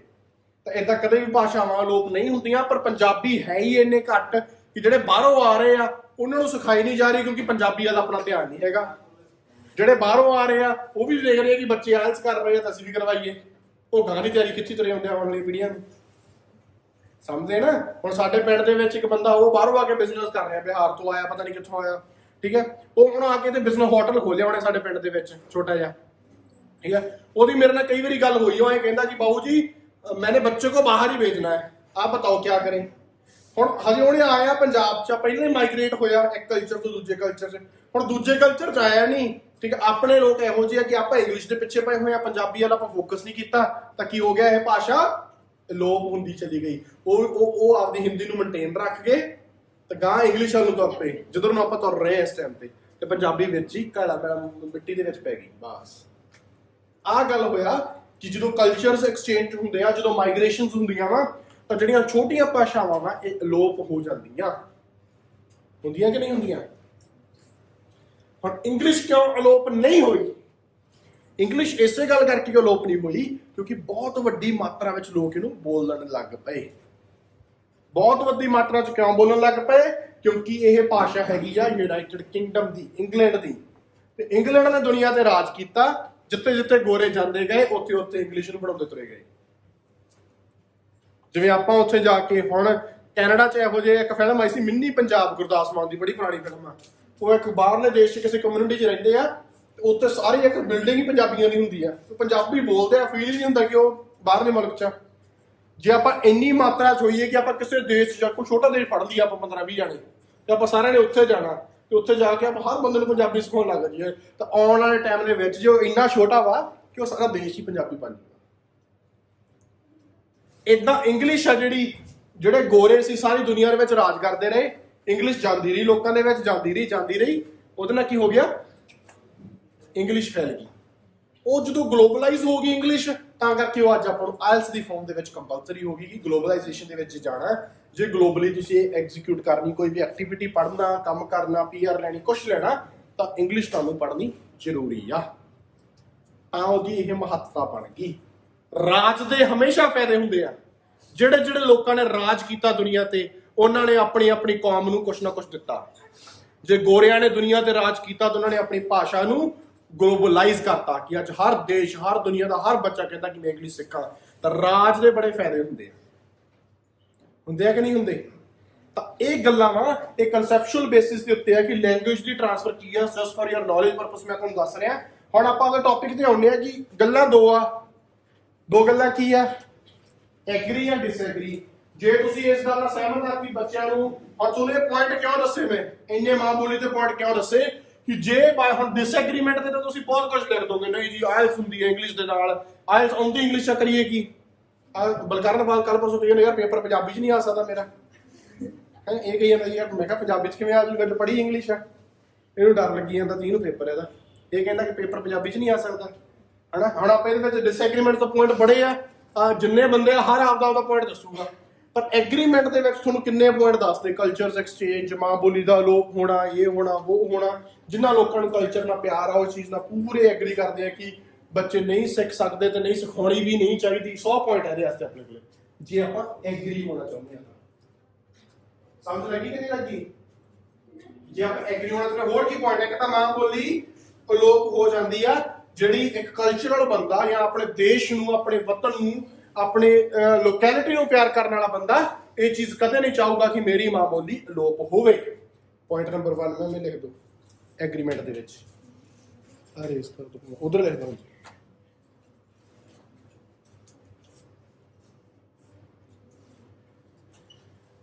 ਜਿਹੜੀ ਆਪਣੀ ਨੇਟਿਵ ਲੈਂਗੁਏਜ ਆ ਉਹ ਖਤਮ ਨਾ ਹੋਵੇ।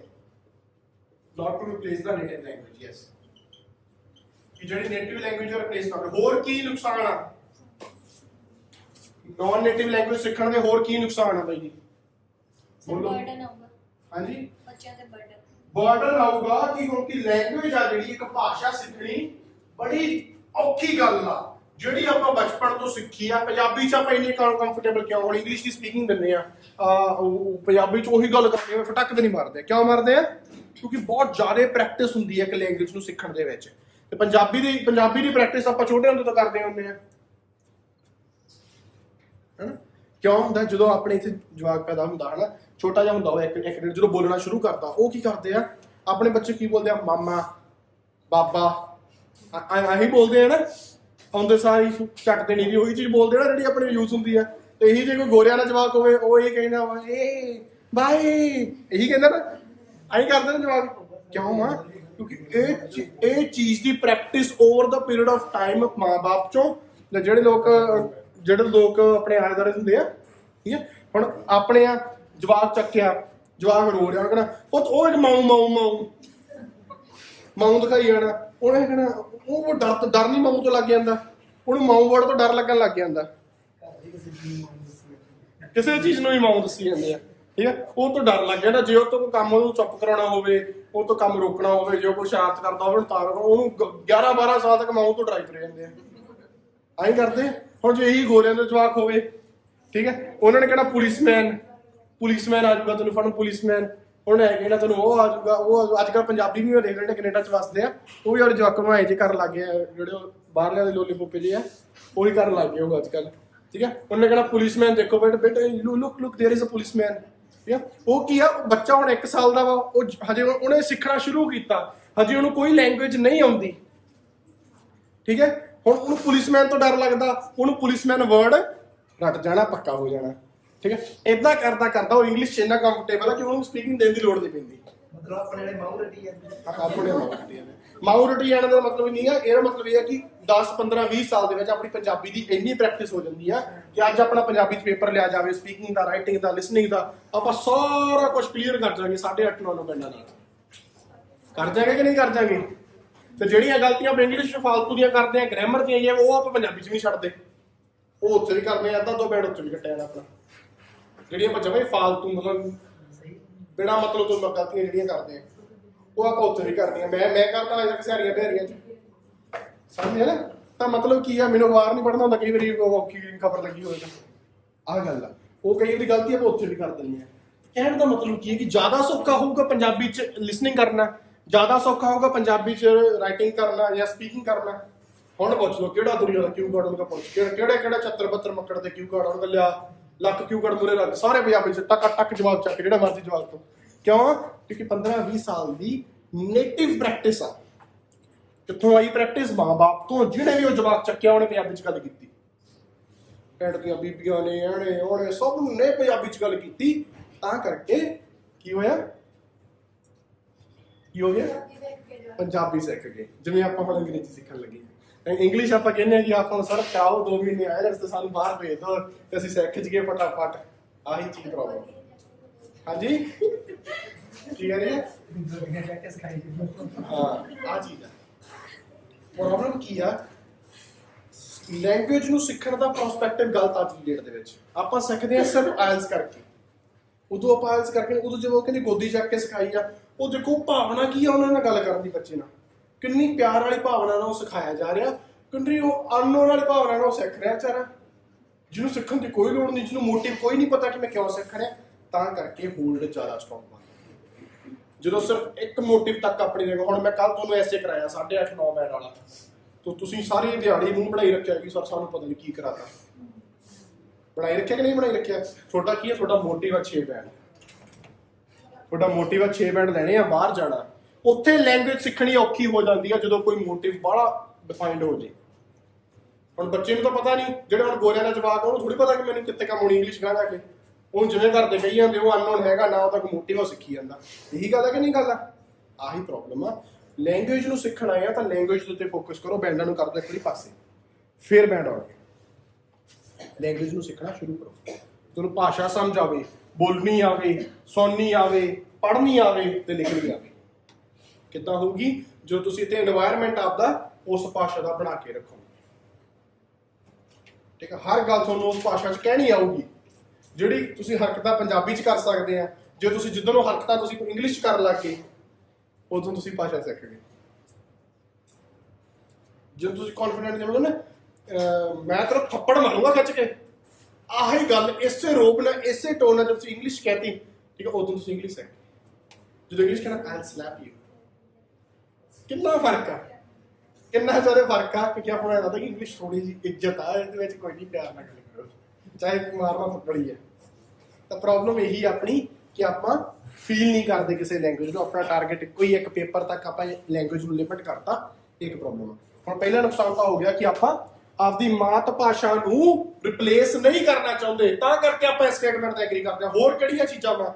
ਦੂਜੀ ਚੀਜ਼ ਆ ਗਈ ਕਿ ਆਪਾਂ ਇੱਕ ਲੈਂਗੁਏਜ ਸਿੱਖਣੀ ਬਹੁਤ ਔਖੀ ਗੱਲ ਆ ਕਿ ਇੱਕ ਨੇਟਿਵ ਲੈਂਗੁਏਜ ਬੱਚਾ ਚਾਈਲਡਹੁੱਡ ਤੋਂ ਸਿੱਖਦਾ ਆ ਰਿਹਾ, ਜਦੋਂ ਤੋਂ ਬੋਲਣ ਲੱਗਿਆ, ਤਾਂ ਇੱਕ ਨਵੀਂ ਲੈਂਗੁਏਜ ਸਿੱਖਣੀ ਉਹਦੇ ਲਈ, ਪਰਫੈਕਟਲੀ ਸਿੱਖਣੀ ਉਹਦੇ ਲਈ ਬੜੀ ਹਾਰਡ ਹੋ ਜੂਗੀ। It is difficult to learn a new language. Third point ਕੀ ਆਊਗਾ ਐਗਰੀਮੈਂਟ ਦਾ?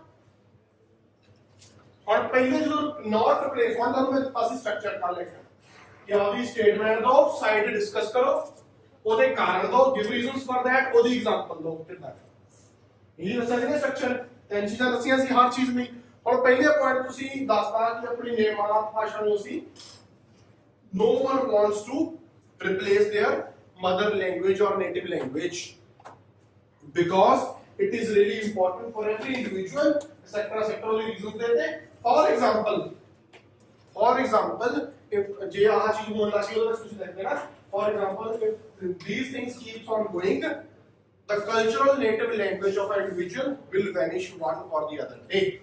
एग्जांपल देखिए, ठीक है, थोड़ा ये व्यू और डिसाइड खत्म, ठीक है। उर्दू बात चल रही है difficult learn, and also it is really difficult to learn a new language, ठीक है, because it takes so many skills practices to learn a new language. Reasons देते फिर उसके बाद example. For example a child learns a new language from his childhood और हर childhood with over the years and years of practice, but to learn a new language nobody or no individual has or have that much time, ठीक है। Example दे दी, 2 point खत्म हो गया, BP1 खत्म agreement का।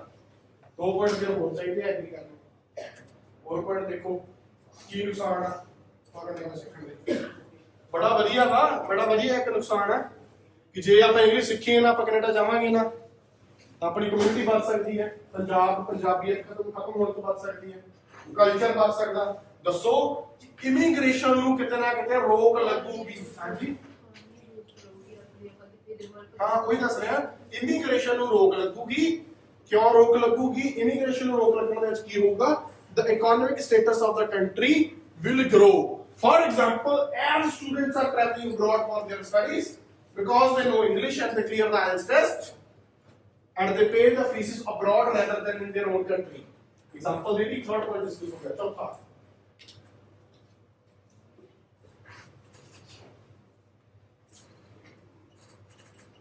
immigration get to stop.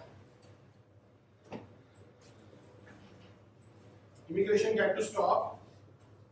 Economic benefits हो जाते हैं, economic boost हो जाती है, economy boost हो जाती है। ये पॉइंट है। होर केड़े कारण आ, होर केड़े पॉइंट्स आ, बोलो की प्रॉब्लम में तो दूसरा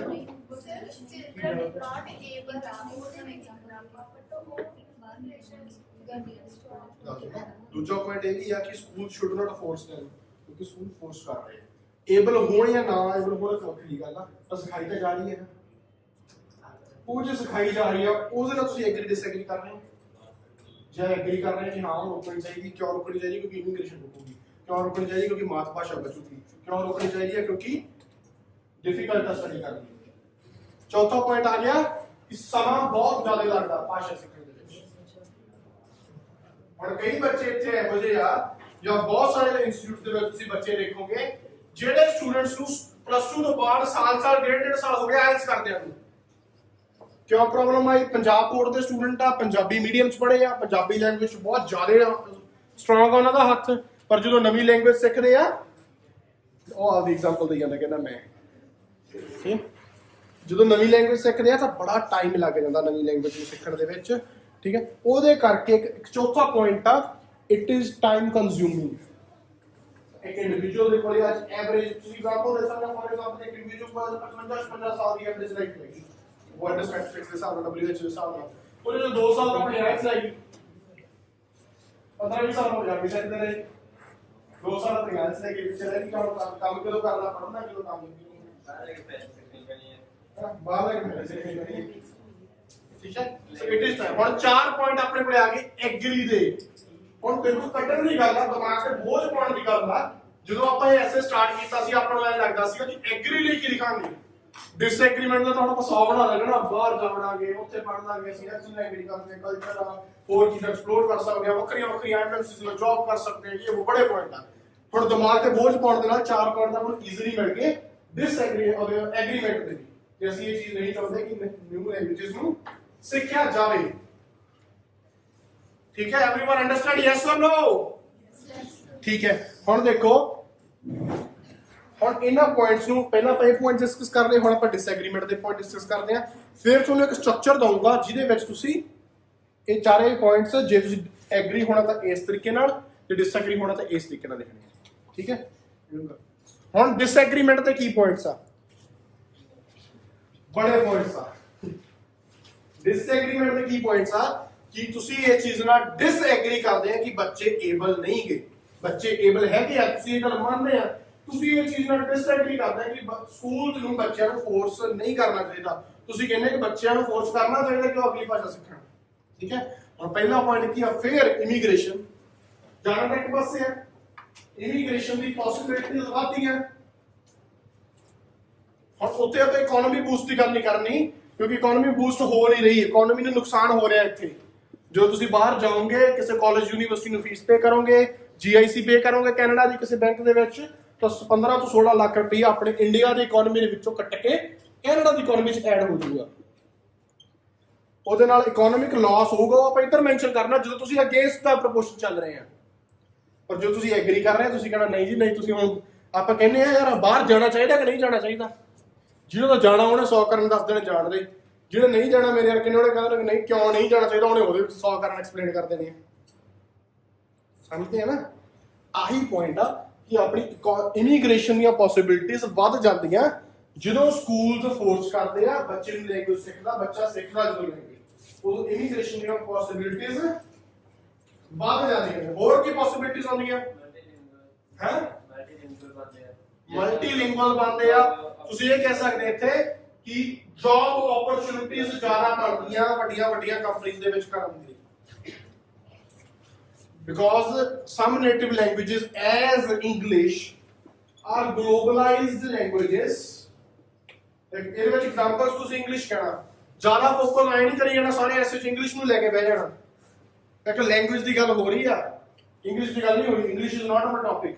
ਐਗਜ਼ਾਮਪਲਸ ਦੇ ਸਕਦੇ ਆ, some non-native languages as such English, which is a globalized language. If a student, if an individual learns that, he or she gets a chance to do a job in better companies or multinational companies, which will promote their career and lifestyle. ठीक है? और की points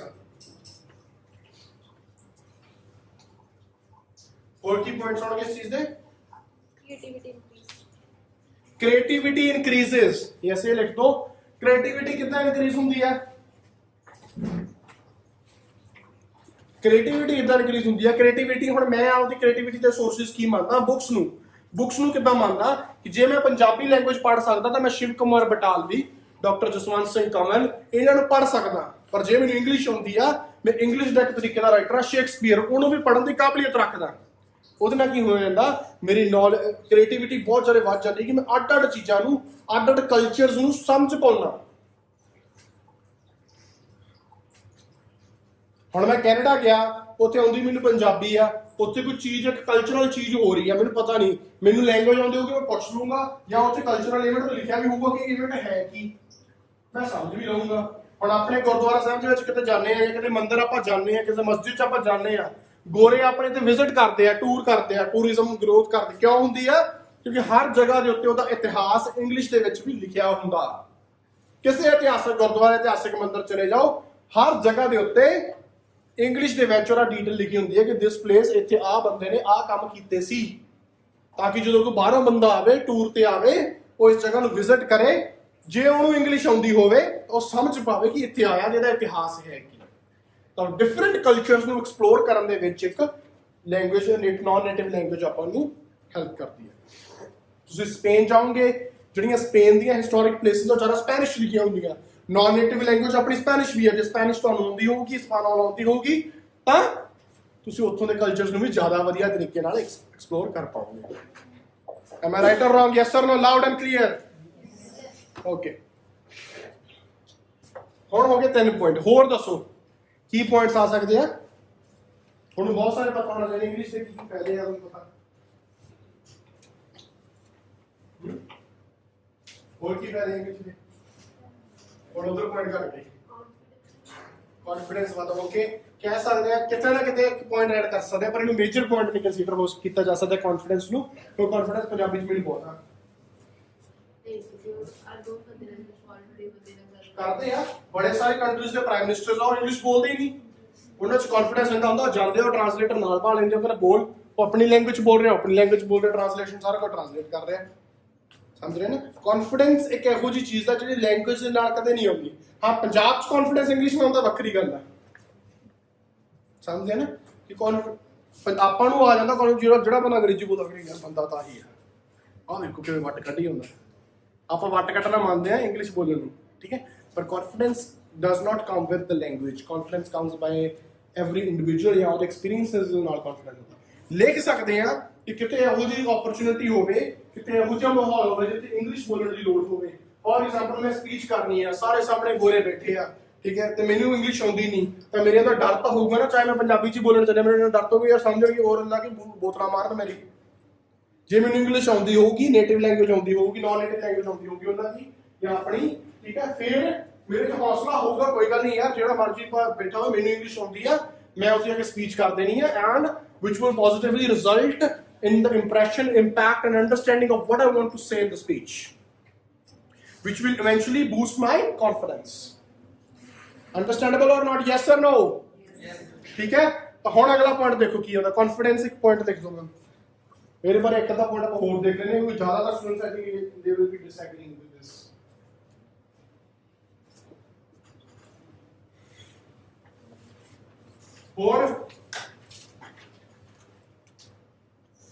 ਹੋਰ ਕੀ points ਹੁੰਦੇ ਆ? ਇੱਕ ਹੋਰ ਪੰਜਵਾਂ ਪੁਆਇੰਟ ਦੇਖ ਲਓ, ਐਜੂਕੇਸ਼ਨਲ ਬੈਨੀਫਿਟਸ। ਅੱਜ ਆਪਾਂ ਨੂੰ ਆਇਲਸ ਦੀ ਰਿਕੁਆਇਰਮੈਂਟ ਤਾਂ ਦਿੱਤੀ ਗਈ ਹੈ, ਇਹ ਇਸ ਕਰਕੇ ਨਹੀਂ ਦਿੱਤੀ ਕਿ ਤੁਸੀਂ ਕੈਨੇਡਾ ਜਾ ਕੇ ਇੰਗਲਿਸ਼ ਬੋਲ ਸਕੋ ਲੋਕਾਂ ਨਾਲ। ਇਸ ਕਰਕੇ ਨਹੀਂ ਦਿੱਤੀ ਗਈ ਕਿ ਤੁਸੀਂ ਕੈਨੇਡਾ ਜਾ ਕੇ ਇੰਗਲਿਸ਼ ਬੋਲ ਸਕੋ। ਜਿਹੜੇ ਬੰਦੇ ਪੰਜਾਬੀ ਆ ਟੂਰਿਸਟ ਵੀਜ਼ਾ ਤੇ ਜਾਂਦੇ ਉਹਨਾਂ ਦਾ ਆਇਲਸ ਦਾ ਪੇਪਰ ਨਹੀਂ ਲਿਆ ਜਾਂਦਾ। ਕੈਨੇਡਾ ਦੀ ਸਰਕਾਰ ਇਹ ਕਦੇ ਪੇਪਰ ਨਹੀਂ ਲੈਂਦੀ, ਇਹ ਆਇਲਸ ਕੈਂਬਰਿਜ ਯੂਨੀਵਰਸਿਟੀ ਲੈਂਦੀ ਆ। ਇਹਦੀ ਰਿਕੁਆਇਰਮੈਂਟ ਸਰਕਾਰ ਨੇ ਨਹੀਂ ਰੱਖੀ, ਇਹਦੀ ਰਿਕੁਆਇਰਮੈਂਟ ਕਿਹਨੇ ਰੱਖੀ ਆ? ਯੂਨੀਵਰਸਿਟੀਜ਼ ਤੇ ਕਾਲਜਿਸ ਨੇ, ਜਿਹਦੇ ਵਿੱਚ ਜਾ ਕੇ ਆਪਾਂ ਪੜ੍ਹਨਾ। ਜਿਹੜੀ ਪੜ੍ਹਾਈ ਥੋੜੀ ਜਿਹੀ ਸੌਖੀ ਹੁੰਦੀ ਆ, ਆਪਾਂ ਕਹਿੰਦੇ ਮਾੜੇ ਕਾਲਜ 5.5 1 ਚੋਂ 2 ਚੋਂ, ਉੱਥੇ ਕਾਲਜ ਥੋੜਾ ਮੰਦਾ ਮਿਲਦਾ। ਜਿੰਨਾ ਵੱਡਾ ਵਧੀਆ ਕਾਲਜ ਹੁੰਦਾ ਉਨੀ ਰਿਕੁਆਇਰਮੈਂਟ ਜ਼ਿਆਦਾ ਹੁੰਦੀ ਜਾਂਦੀ ਆ। ਉਹ ਕਿਉਂ ਹੁੰਦੀ ਆ? ਕਿਉਂਕਿ ਐਜੂਕੇਸ਼ਨਲ ਬੈਨੀਫਿਟ ਹੁੰਦਾ ਇੱਕ ਬਾਹਰਲੀ ਲੈਂਗੁਏਜ ਨੂੰ ਸਿੱਖਣ ਦਾ, ਕਿ ਆਪਾਂ ਆਹ ਚੀਜ਼ ਪੜ੍ਹੀ ਆ, ਆਪਾਂ ਨੂੰ ਆਹ ਚੀਜ਼ ਆਉਂਦੀ ਆ। ਠੀਕ ਆ, ਜ਼ਿਆਦਾ ਆਪਣੇ ਬੈਂਡ ਆਏ ਹੋਣਗੇ, ਮਤਲਬ ਕਿ ਯੂਨੀਵਰਸਿਟੀ ਸਮਝਦੀ ਹੈ ਕਿ ਬੱਚੇ ਨੂੰ ਕਾਫੀ ਵਧੀਆ ਤਰੀਕੇ ਨਾਲ ਇੰਗਲਿਸ਼ ਆਉਂਦੀ ਆ, ਤਾਂ ਆਪਾਂ ਨੂੰ ਸਕਾਲਰਸ਼ਿਪ ਵੀ ਦੇ ਸਕਦੇ ਹਾਂ, ਕਿਉਂਕਿ ਇਹਦੇ ਨੰਬਰ ਵੀ ਵਧੀਆ ਲੈ ਜਾਣੇ, ਸਾਡਾ ਰਿਜ਼ਲਟ ਵੀ ਵਧੀਆ ਆਊਗਾ ਅੱਗੇ ਜਾ ਕੇ। ਜਾਂ ਇਹ ਬੱਚਾ ਕੋਈ ਤਰੱਕੀ ਵੀ ਕਰ ਸਕਦਾ ਬਹੁਤ ਵੱਡੇ ਲੈਵਲ ਦੀ, ਕਿ ਸਾਡੀ ਯੂਨੀਵਰਸਿਟੀ ਦਾ ਨਾਮ ਬਣੂਗਾ। ਸਮਝ ਰਹੇ? Yes or no? Educational benefit, ਸਭ ਤੋਂ ਵੱਡਾ ਬੈਨੀਫਿਟ ਜਿਹਦੇ ਲਈ ਆਪਾਂ ਸਾਰੇ ਇੱਥੇ ਬੈਠੇ ਆ, ਸਭ ਤੋਂ ਵੱਡਾ ਪੁਆਇੰਟ ਕਿ ਐਜੂਕੇਸ਼ਨਲ ਬੈਨੀਫਿਟਸ ਹੋਣਗੇ ਕਿ ਅਸੀਂ ਜੇ non native language for example English ਸਿੱਖਾਂਗੇ, ਇਹਦੀ ਤੁਸੀਂ educational benefits non native language ਲਿਖ ਦੇਣਾ। ਠੀਕ ਆ, ਪੁਆਇੰਟ ਸਾਈਡ ਕੀ ਦੱਸਣੀ ਹੈ, ਸਟੇਟਮੈਂਟ ਕੀ ਦੱਸਣੀ ਆ ਕਿ ਜੇ ਕੋਈ ਬਾਹਰਲੀ ਲੈਂਗੁਏਜ ਜਾਂ ਨਾਨ ਨੇਟਿਵ ਲੈਂਗੁਏਜ ਆਪਾਂ ਪੜ੍ਹਦੇ ਆ, ਉਹਦੇ ਨਾਲ ਆਪਾਂ ਉਸ ਜਿੱਥੋਂ ਦੀ ਉਹ ਨੇਟਿਵ ਲੈਂਗੁਏਜ ਆ, ਜਿੱਥੋਂ ਦੀ ਉਹ ਲੈਂਗੁਏਜ ਆ, ਉਸ ਦੇਸ਼ ਦੇ ਵਿੱਚ ਜਾ ਕੇ ਆਪਾਂ ਐਜੂਕੇਸ਼ਨ ਲੈ ਸਕਦੇ ਹਾਂ। ਸਮਝਦੇ? ਜੇ ਆਪਾਂ ਹੁਣ ਫਰਾਂਸ ਪੜ੍ਹਦੇ ਹਾਂ, ਜੇ ਆਪਾਂ ਨੂੰ ਫ੍ਰੈਂਚ ਆਉਂਦੀ ਆ, ਠੀਕ ਹੈ, ਤੁਹਾਨੂੰ ਪਤਾ ਆਪਣੀ ਆਲਮੋਸਟ ਪੜ੍ਹਾਈ ਫ੍ਰੀ ਹੋ ਸਕਦੀ ਹੈ ਜੇ ਆਪਾਂ ਫ੍ਰੈਂਚ ਆਉਂਦੀ ਹੈ। ਜੇ ਆਪਾਂ ਕਿਊਬਿਕ ਸਟੇਟ ਦੇ ਵਿੱਚ ਜਾਂਦੇ ਆ, ਮੌਂਟਰੀਅਲ ਜਾਂਦੇ ਆ, ਬਰੋਸਾਰ ਜਾਂਦੇ ਆ, ਠੀਕ ਹੈ, ਕਿਊਬਿਕ ਸਟੇਟ ਦੇ ਵਿੱਚ ਵੀ ਜਦੋਂ ਫ੍ਰੈਂਚ ਆਉਂਦੀ ਹੈ ਤੁਹਾਨੂੰ ਪੇ ਕੀਤਾ ਜਾਂਦਾ ਉਸ ਚੀਜ਼ ਦਾ, ਕਿਉਂਕਿ ਉੱਥੋਂ ਦੀ ਉਹ ਨੇਟਿਵ ਲੈਂਗੁਏਜ ਆ। ਉਹ ਉਪਰਾਲੇ ਕਰ ਰਹੇ ਆ, ਉਹ ਸਟੇਟ ਉਪਰਾਲੇ ਕਰ ਰਹੀ ਆ, ਫਰਾਂਸ ਦੇਸ਼ ਉਪਰਾਲੇ ਕਰ ਰਿਹਾ ਕਿ ਸਾਡੀ ਨੇਟਿਵ ਲੈਂਗੁਏਜ ਨੂੰ ਬਚਾਇਆ ਜਾਵੇ। ਜਿਵੇਂ ਆਪਾਂ ਨਹੀਂ ਕਰ ਰਹੇ ਪੰਜਾਬੀ, ਆਪਾਂ ਪੇ ਕਰ ਰਹੇ ਆ, ਅਸੀਂ ਪੈਸੇ ਲੈ ਰਹੇ ਆ ਕਿਸ ਚੀਜ਼ ਦੇ? ਨਾਨ ਨੇਟਿਵ ਸਿਖਾਉਣ ਦੇ। ਉਹ ਪੈਸੇ ਦੇ ਰਹੇ ਆ ਕਿਸ ਚੀਜ਼ ਦੇ? ਆਪਣੀ ਨੇਟਿਵ ਬਚਾਉਣ ਦੇ। ਆਹੀ ਫਰਕ ਆ ਆਪਣੀ ਸੱਭਿਅਤਾ ਦੇ ਵਿੱਚ ਤੇ ਉਹਨਾਂ ਦੀ ਸੱਭਿਅਤਾ ਦੇ ਵਿੱਚ। ਇਹੀ ਫਰਕ ਆ ਕਿ ਆਪਾਂ ਕਿੱਥੇ ਰਹਿ ਗਏ, ਉਹ ਕਿੱਥੇ ਚਲੇ ਗਏ। ਸਮਝ ਰਹੇ ਆ? ਪਰ ਸੱਭਿਅਤਾਵਾਂ ਰਲ ਮਿਲ ਕੇ ਬਣਦੀਆਂ ਹੁੰਦੀਆਂ। ਇਹ ਨਹੀਂ ਕਿ ਜੇ ਮੈਂ ਪੈਸੇ ਲੈ ਰਿਹਾ ਤਾਂ ਸਾਰੇ ਆਇਲਸ ਕਰ ਰਹੇ, ਤੁਸੀਂ ਸਾਰੇ ਕਰ ਰਹੇ ਤਾਂ ਵੀ ਮੈਂ ਲੈ ਰਿਹਾ। ਸਮਝਦੇ ਆ ਨਾ? ਇਹ ਵੀ ਇੱਕ ਵੱਡਾ ਰੀਜ਼ਨ ਹੈ। ਜੇ ਤੁਸੀਂ ਕਰੋ ਹੀ ਨਾ, ਮੈਂ ਕਿਵੇਂ ਬੈਠਾ ਰਹੂੰਗਾ? ਮੈਂ ਕਹਾਂ ਮੈਂ ਕਿਉਂ ਆਇਲਸ ਕਰਾਉਂਗਾ, ਕਿਉਂ ਇੰਗਲਿਸ਼ ਪੜਾਉਂਗਾ? ਸਮਝਿਆ?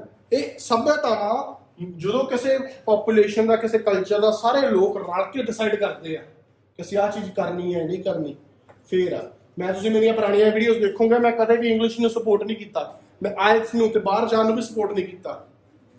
ਜਦੋਂ ਇਹ ਇੰਸਟੀਚਿਊਟ ਖੁੱਲਿਆ ਸੀ, ਯੂਐਨ ਐਜੂਕੇਸ਼ਨ ਐਸਟੈਬਲਿਸ਼ ਹੋਇਆ ਸੀ ਇਸ ਜਗ੍ਹਾ ਤੇ 2018 ਦੇ ਵਿੱਚ, ਉਦੋਂ ਮੇਰੀ ਇੱਕ ਇੰਟਰਵਿਊ ਹੋਈ ਸੀ ਇੱਥੇ ਇੱਕ ਚੈਨਲ ਦੇ ਨਾਲ। ਉਹਨੇ ਪੁੱਛਿਆ ਸੀ ਕਿ ਤੁਸੀਂ ਆਪਣੀਆਂ ਸਾਰੀਆਂ ਸਪੀਚਿਸ ਵਿੱਚ ਤੇ ਬੁੱਕਸ ਦੇ ਵਿੱਚ ਇਹੀ ਲਿਖਦੇ ਆ ਰਹੇ ਆ ਕਿ ਤੁਸੀਂ ਸਪੋਰਟ ਨਹੀਂ ਕਰਦੇ, ਹੁਣ ਤੁਸੀਂ ਆਪ ਹੀ ਇਸ ਕੰਪਨੀ ਨੂੰ ਐਸਟੈਬਲਿਸ਼ ਕਰ ਰਹੇ ਆ। ਉਹਦੇ ਵਿੱਚ ਮੈਂ ਜਵਾਬ ਇਹੀ ਦਿੱਤਾ ਸੀ ਕਿ ਵੈਨ ਹੁਣ ਇਹ ਆਰਗੇਨਾਈਜੇਸ਼ਨ ਆ, ਚੈਰੀਟੇਬਲ ਆਰਗੇਨਾਈਜੇਸ਼ਨ ਆ ਯੂਐਨਓ, ਜਦੋਂ ਜੇ ਹੁਣ ਇੱਥੇ ਆਪਾਂ ਆਹ ਯੂਐਨਓ ਦੇ ਵਿੱਚ ਤੁਸੀਂ ਨਾ ਹੁੰਦੇ, ਠੀਕ ਹੈ, ਤੁਸੀਂ ਕੀ ਕਰਨਾ ਸੀ? ਤੁਸੀਂ ਆਇਲਸ ਨਹੀਂ ਕਰਨੀ ਸੀ? ਕਰਨੀ ਸੀ ਨਾ, ਕਿਤੇ ਹੋਰ ਕਰ ਲੈਂਦੇ, ਠੀਕ ਹੈ, ਪੇ ਕਿਤੇ ਹੋਰ ਕਰ ਦਿੰਦੇ, ਜ਼ਿਆਦਾ ਪੇ ਕਰ ਦਿੰਦੇ। ਪਰ ਵਾਈ ਨਾਟ ਕਿ ਮੈਂ ਇੱਥੋਂ ਹੀ ਪੈਸਾ ਕਲੈਕਟ ਕਰਕੇ ਕਿਸੇ ਦੇ ਇੰਡੀਆ ਜਿਹੜੇ ਲੋਕ ਰਹਿ ਗਏ ਉਹਨਾਂ ਤੇ ਇਨਵੈਸਟ ਕਰ ਸਕਾਂ, ਉਹਨਾਂ ਦੀ ਜ਼ਿੰਦਗੀ ਬਣਾ ਸਕਾਂ। ਇਹ ਮੈਂ ਆਨਸਰ ਕੀਤਾ ਸੀ। ਤਾਂ ਸੱਭਿਅਤਾਵਾਂ ਦਾ ਕਾਰਨ ਇਕੱਲਾ ਮੈਂ ਨਹੀਂ ਹੈ, ਇਕੱਲੇ ਤੁਸੀਂ ਨਹੀਂ, ਸਾਰੇ ਰਲ ਮਿਲ ਕੇ ਆ। ਠੀਕ ਹੈ, ਤੁਸੀਂ ਇਹ ਲਿਖ ਦਿੰਦੇ ਐਜੂਕੇਸ਼ਨਲ ਬੈਨੀਫਿਟਸ ਦੇ ਵਿੱਚ ਤੁਸੀਂ ਲਿਖ ਸਕਦੇ ਆ ਕਿ ਐਜੂਕੇਸ਼ਨ ਅਸੀਂ ਤਾਂ ਲਵਾਂਗੇ ਕਿਸੇ ਕੰਟਰੀ 'ਚ ਜਾ ਕੇ ਜੇ ਉੱਥੋਂ ਦੀ ਐਜੂਕੇਸ਼ਨਲ ਲੈਂਗੁਏਜ ਆਪਾਂ ਨੂੰ ਆਉਂਦੀ ਹੋਵੇ। ਐਜੂਕੇਸ਼ਨ ਆਪਾਂ ਕਹਿੰਦੇ ਨਾ, ਕੈਨੇਡਾ 'ਚ ਸਰਕਾਰੀ ਯੂਨੀਵਰਸਿਟੀ ਜਾਂ ਕਾਲਜ ਹੀ ਲੈ ਕੇ ਜਾਣਾ, ਪ੍ਰਾਈਵੇਟ ਨਹੀਂ ਲੈਣਾ। ਆਪਣੇ ਇੰਗਲਿਸ਼ ਇੱਥੇ ਸਿਰਫ ਪ੍ਰਾਈਵੇਟ 'ਚ ਪੜ੍ਹਾਈ ਜਾਂਦੀ ਹੈ ਜ਼ਿਆਦਾਤਰ। ਜੇ ਕੋਈ ਕੈਨੇਡਾ 'ਚੋਂ ਬੰਦਾ ਆਵੇ ਤਾਂ ਉਹਨੇ ਆਪਣੇ ਪੰਜਾਬ 'ਚ ਸੈਕੰਡ ਦੀ ਥਰਡ ਫੋਰਥ ਕਲਾਸ 'ਚ ਸਰਕਾਰੀ ਸਕੂਲ 'ਚ ਐਡਮਿਸ਼ਨ ਲੈਣੀ ਹੋਵੇ ਤਾਂ ਉਹਨੂੰ ਪੰਜਾਬੀ ਸਿੱਖ ਕੇ ਆਉਣਾ ਪਊਗਾ, ਨਹੀਂ ਉਹ ਐਡਮਿਸ਼ਨ ਨਹੀਂ ਲੈ ਸਕਦਾ। ਤਾਂ ਐਜੂਕੇਸ਼ਨਲ ਬੈਨੀਫਿਟਸ ਹੁੰਦੇ ਆ, ਚਾਹੇ ਉਹਨਾਂ ਨੇ ਇੱਧਰ ਆਉਣਾ ਚਾਹੇ ਆਪਾਂ ਉੱਥੇ ਜਾਣਾ। ਇੱਕ ਫਰੈਂਡ ਹੈਗਾ ਮੇਰਾ, ਮੇਰੇ ਸਕੂਲ 'ਚ ਪੜ੍ਹਿਆ, ਠੀਕ ਹੈ, ਉਹ ਕੈਨੇਡਾ ਦਾ ਸਿਟੀਜ਼ਨ, ਉੱਥੋਂ ਦਾ ਬੋਰਨ ਐਂਡ ਬ੍ਰੌਟ ਅਪ, ਪਰ ਉਹਨੇ ਇੱਥੇ ਆ ਕੇ ਪੜ੍ਹਾਈ ਕੀਤੀ ਕਿਉਂਕਿ ਇੰਡੀਆ ਦੀ ਐਜੂਕੇਸ਼ਨ ਜ਼ਿਆਦਾ ਵਧੀਆ ਹੁੰਦੀ ਹੈ। ਦੁਨੀਆ 'ਚ ਮੰਨਿਆ ਜਾਂਦਾ ਕਿ ਡਾਕਟਰ ਰਾਧੇ ਕ੍ਰਿਸ਼ਨ ਨੇ ਟੀਚਰਸ ਦੀ ਫਾਊਂਡੇਸ਼ਨ की ताई ਆਪਾਂ ਟੀਚਰਸ ਦੇ 5 ਸਤੰਬਰ ਨੂੰ ਮਨਾਉਂਦੇ ਡਾਕਟਰ ਰਾਧੇ ਕ੍ਰਿਸ਼ਨ ਸਾਰੀ ਦੁਨੀਆ ਕਿਉਂ ਮਨਾਉਂਦੀ ਹੈ because the India is the foundation of education ਆ ਕੋਚਿੰਗ ਇੰਸਟੀਚਿਊਟ ਜਿਹੜੇ ਹੁਣ ਖੁੱਲਣ ਲੱਗਿਆ ਕੈਨੇਡਾ ਵਿੱਚ ਨਿੱਕੇ ਨਿੱਕੇ ਜਿਹੜੇ ਆਪਣੇ ਤੋਂ 100 ਸਾਲ ਦੇ ਚੱਲ ਰਹੇ ਆ ਸਮਝੇ ਨਾ India is the basis of education ਉਹ ਇੱਥੇ ਆ ਕੇ ਪੜ੍ਹਨਾ ਚਾਹੁੰਦੇ ਆ ਕੁਝ ਲੋਕ ਬਾਹਰਲੇ ਤਾਂ ਉਹ ਪੰਜਾਬੀ ਸਿੱਖ ਕੇ ਆਇਆ ਸੀ ਬਾਹਰਲੇ ਮੁਲਕ ਚ ਕਿਸੇ ਜਦੋਂ ਇੱਥੇ ਐਡਮਿਸ਼ਨ ਲਈ ਸੀ ਮੇਰੇ ਨਾਲ ਕਹਿਣ ਦਾ ਮਤਲਬ ਆ ਕਿ ਐਜੂਕੇਸ਼ਨਲ ਬੈਨੀਫਿਟਸ ਹੁੰਦੇ ਆ ਆਪਾਂ ਕਿਸੇ ਵੀ ਦੇਸ਼ ਦੀ ਭਾਸ਼ਾ ਸਿੱਖਦੇ ਆ ਫੋਰਨ ਲੈਂਗੁਏਜ ਸਿੱਖਦੇ ਆ ਉਸ ਫੋਰਨ ਦੇਸ਼ ਦੇ ਵਿੱਚ ਜੇ ਇੰਗਲਿਸ਼ ਆ ਤਾਂ ਗਲੋਬਲਾਈਜੇਸ਼ਨ ਦੇ ਵਿੱਚ ਆਪਾਂ ਨੂੰ ਇੰਗਲਿਸ਼ ਸਿੱਖਣੀ ਪੈਂਦੀ ਆ ਜੇ ਆਪਾਂ ਉੱਥੋਂ ਦੀ ਪੜ੍ਹਾਈ ਕਰਨੀ ਆ ਤਾਂ ਆ ਆਪਣੇ ਕੋਲ 4 ਪੁਆਇੰਟ ਆ ਮੇਰੀ ਫੋਟੋ ਕਰ ਦਿਓ ਜੇ ਚਾਹੀਦੀ ਹੈ ਮੈਂ ਫੋਟੋ ਕਲਿੱਕ ਕਰ ਦਿੰਦਾ ਇਹ 4 ਪੁਆਇੰਟ ਆ ਐਗਰੀ ਦੇ ਵੀ ਤੇ ਡਿਸਐਗਰੀਮੈਂਟ ਦੇ ਵੀ ਹੁਣ ਆਪਾਂ ਆਵਾਂਗੇ ਸਟਰਕਚਰ ਦੇ ਉੱਤੇ टाइम कितना हो गया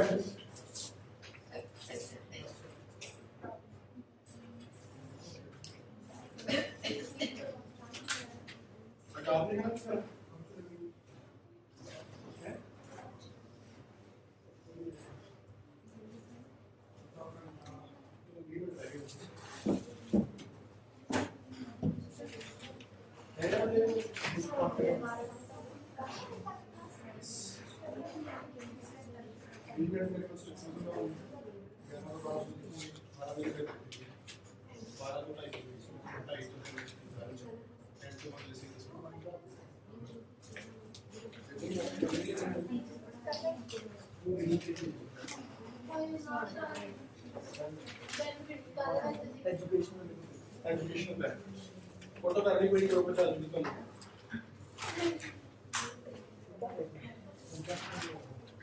ਹੁਣ ਇੱਕ ਸਿੰਪਲ ਜੀ ਚੀਜ਼ ਦੱਸਣੀ ਆ ਬੜਾ ਸਿੰਪਲ ਜਿਹਾ ਸਟਰਕਚਰ ਦੱਸਣਾ ਤੁਹਾਨੂੰ ਕੋਈ ਇਹ ਚ ਬੜਾ ਵੱਡਾ ਮੁੱਦਾ ਨਹੀਂਗਾ ਹੁਣ ਦੇਖੋ ਜਿੰਨੀ ਵੀ ਡਿਸਕਸ਼ਨ ਆਪਾਂ ਕਿਸੇ ਐਸੇ ਤੇ ਹਜੇ ਤੱਕ ਕੀਤੀ ਆ ਕਿਵੇਂ ਕੀਤੀ ਆ ਕੀ ਕੀਤਾ ਆਪਾਂ ਹਜੇ ਤੱਕ ਹੁਣ ਅੱਜ ਸਿਰਫ ਆਪਾਂ ਇੰਟਰੋ ਤੋਂ ਸਮਝਿਆ ਕੀ ਆ ਤੇ ਆਪਾਂ ਉਹਦੇ ਆਈਡੀਆਜ਼ ਨੂੰ ਬੇਸਿਕਲੀ ਡਿਸਕਸ ਕੀਤਾ ਜਾਂ ਆਪਾਂ ਕੰਪਲੈਕਸ ਸੈਂਟੈਂਸਿਸ ਉਹ ਚਲੋ ਵੱਖਰਾ ਮੁੱਦਾ ਉਹ ਤਾਂ ਆਪਾਂ ਕਿਸੇ ਐਸੇ 'ਚ ਵੀ ਅਪਲਾਈ ਕਰ ਸਕਦੇ ਹਾਂ ਇਸ ਐਸੇ ਦੇ ਬਾਰੇ ਆਪਾਂ ਸਿਰਫ ਇੰਟਰੋ ਕੀਤੀ ਹਜੇ ਤੱਕ ਤੇ ਆਪਾਂ ਆਈਡੀਆਜ਼ ਨੂੰ ਡਿਸਕਸ ਕੀਤਾ ਠੀਕ ਹੈ ਹੁਣ ਜਿਹੜੀ ਇੰਟਰੋ ਸਮਝਣਾ ਤੁਹਾਨੂੰ ਇੰਗਲਿਸ਼ ਆਉਂਦੀ ਆ ਤੁਸੀਂ ਲਿਸਨਿੰਗ ਕਰਦੇ ਆ ਰੀਡਿੰਗ ਕਰਦੇ ਆ ਰਾਈਟਿੰਗ ਕਰਦੇ ਆ ਸਪੀਕਿੰਗ ਕਰਦੇ ਆ ਸਾਰੇ ਸਮਝ ਲਓਗੇ ਕਿ ਨਹੀਂ ਸਮਝ ਲਓਗੇ ਉੱਚੀ ਬੋਲੋ ਸਾਰੇ ਜਣੇ ਯੈਸ ਸਰ ਸਮਝ ਲਓਗੇ ਨਾ ਯੈਸ ਸਰ ਠੀਕ ਹੈ ਤੇ ਆਈਡੀਆਜ਼ ਆ ਜਿਹੜੇ ਇੱਥੇ ਬੋਝ ਪਾਉਣ ਨਾਲ ਹੀ ਆਉਣੇ ਆ ਉਹ ਇੱਥੇ ਬੋਝ ਪਾਉਣਾ ਪੈਣਾ ਥੋੜਾ ਜਿਹਾ ਟਰਾਈ ਕਰਨਾ ਪੈਣਾ ਫੇਰ ਆਈਡੀਆਜ਼ ਆਉਣੇ ਆ ਹੀ ਗਏ ਆਪਣੇ ਵਿੱਚੋਂ ਕੱਢੇ ਆਈਡੀਆਜ਼ ਦੇ ਆਏ ਆ ਨਾ ਆਈਡੀਆਜ਼ ਹੁਣ ਕੀ ਆ ਜਿਹੜੀ ਇੰਪੋਰਟੈਂਟ ਚੀਜ਼ ਸਿੱਖਣ ਵਾਲੀ ਆ ਉਹ ਹੈਗਾ ਇਸ ਐਸੇ ਦਾ ਸਟਰਕਚਰ ਕੰਪਲੀਟਲੀ ਐਗਰੀ ਹੋਣ ਦਾ